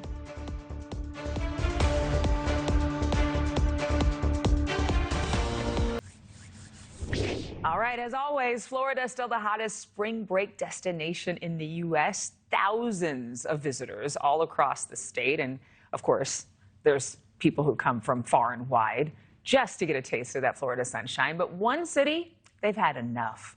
They're breaking up with spring breakers. The city of Miami Beach issuing restrictions to curb the chaos we've seen in years past. NewsNation's Xavier Walton is in Miami Beach with the latest. This is a really good story, Xavier. It's not a bad assignment depending on who you're talking to, right, Adrian? But hey, people here in Miami Beach said they need a break from spring break already. City, state leaders, you know what? They're being proactive right now. And I'm going to tell you what, it looks different if you take a look at this. Come tonight, oh my goodness, this scene is really going to change. And city and state leaders are hoping this changes altogether from what it's looked like in recent years. So as you see the video, here's what they're really concerned about. This is what they're trying to avoid. Dangerous scenes, in some cases deadly. You know, there were 2 fatal shootings last year over the spring break period. Authorities reportedly arrested nearly 500 people. In a big show of support, Florida Governor Ron DeSantis freeing up state resources. Dozens of Florida Highway Patrol are going to be scattered statewide at spring break hotspots like Panama City, Daytona Beach, and of course, Miami Beach as well. That was part of the reason why when I talked to the mayor, I'm like, look, let's just go in with all the resources right off the bat and mitigate. So as a deterrent, parking in Miami Beach, it's going to cost you $100. Towing fee for non-residents is going to double to $516. Some parking garages are just going to flat out close altogether. Beachgoers we spoke to are already bracing for what's to come. I think that it's great that the police are out in numbers because some of the kids just can't handle the alcohol and go a little crazy. Because it's a busy season. From your experience, how does spring break usually go here in Miami Beach? Packed. What happens in Miami never happened. A lot of police. So it really is hard to miss the uptick in law enforcement, especially when you're going to the beach. That is certainly not by accident. When you talk to, Adrian, some of these business owners, they're excited about these new heightened restrictions, but I'd be remiss not to say they don't know if they're actually going to work. You're going to have to wait and see, when more people start coming here for spring break. All right, Xavier Walton for us there. I said this is a really good story because there's a video attached to this story that shows people in Miami saying it's not us, it's you. And we got to talk about that now more with the former mayor of Miami Beach, Dan Gelber. Thank you, Dan. I know we've talked before, and that commercial that Miami Beach put out is hilarious. And I think it's going to be pretty effective. I mean, it has people, young people, diverse backgrounds saying, you know what, we've had enough. Once you're out of your spring break phase. I would love if we could play it really quickly. But do you know if it's getting a lot of attention? Is it trending online? Are young people seeing it? Yes, my son, who's a sophomore in the Northeast at Brown University, said he saw it. So I think it's getting everywhere where it needs to go. And I think people have to remember, Miami Beach is not a city that has fostered a spring break. It's not. Fort Lauderdale actually did it in order to get people to come there. We've never asked people to come. And in fact, it's sort of been a tradition of the mayors over the last decade to sort of sound like the father in Footloose, telling people, just don't come and dance here. We don't want you here because it becomes too rowdy. And often, alcohol and drugs and guns become something far more sinister. So we've been trying to get rid of spring break. I love this campaign, and I hope it gets people to decide to go elsewhere instead of our city. So it mentions $100 parking in garages. That is no joke. That's even more expensive than here in Chicago, and that's saying something. So do you think after imposing certain rules and restrictions, people, if they still come and act up, could they be, banned for life from Miami Beach? Well, look, we're a public area, so I don't know if you can ban somebody, but I can tell you that our city has increased our own police force very substantially over the last few years. We've got dozens of officers from the Highway Patrol from the state. We'll have other police everywhere, just sort of wandering around. We have traffic loops. There's a lot of places where you can't park where you typically could park, and there are limits on beach entry. So, and I think there's a real good chance there's going to be a curfew also. And I think the message we're trying to tell is, look, if you want to have a raucous time, maybe you don't want to come here. We don't want to be your rite of passage. We're a neighborhood community. If you want to come here and not act out, that's fine. But if you're coming here to act out, you ought to think about going somewhere else, because this would be a very bad place to come if that's what your intent is. Okay, let's listen. I want to let the viewers at home listen to a part of this commercial. Let's play it, guys. Do you even remember what happened last March?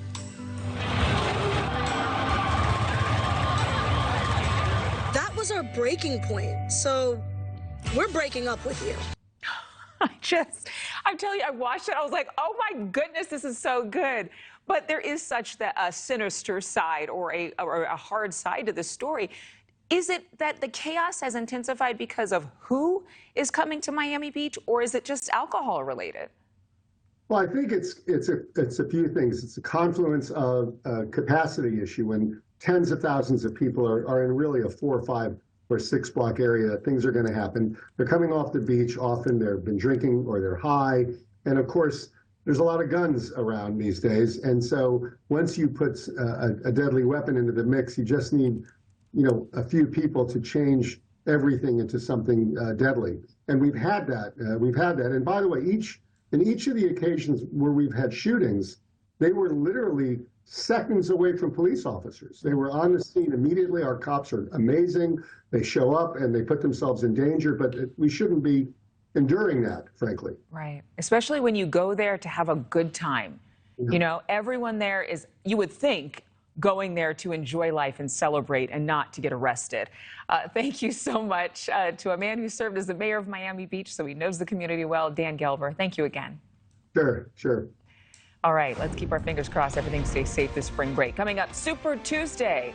Live team coverage right here on News Nation as voters head to the polls with hundreds of delegates at stake.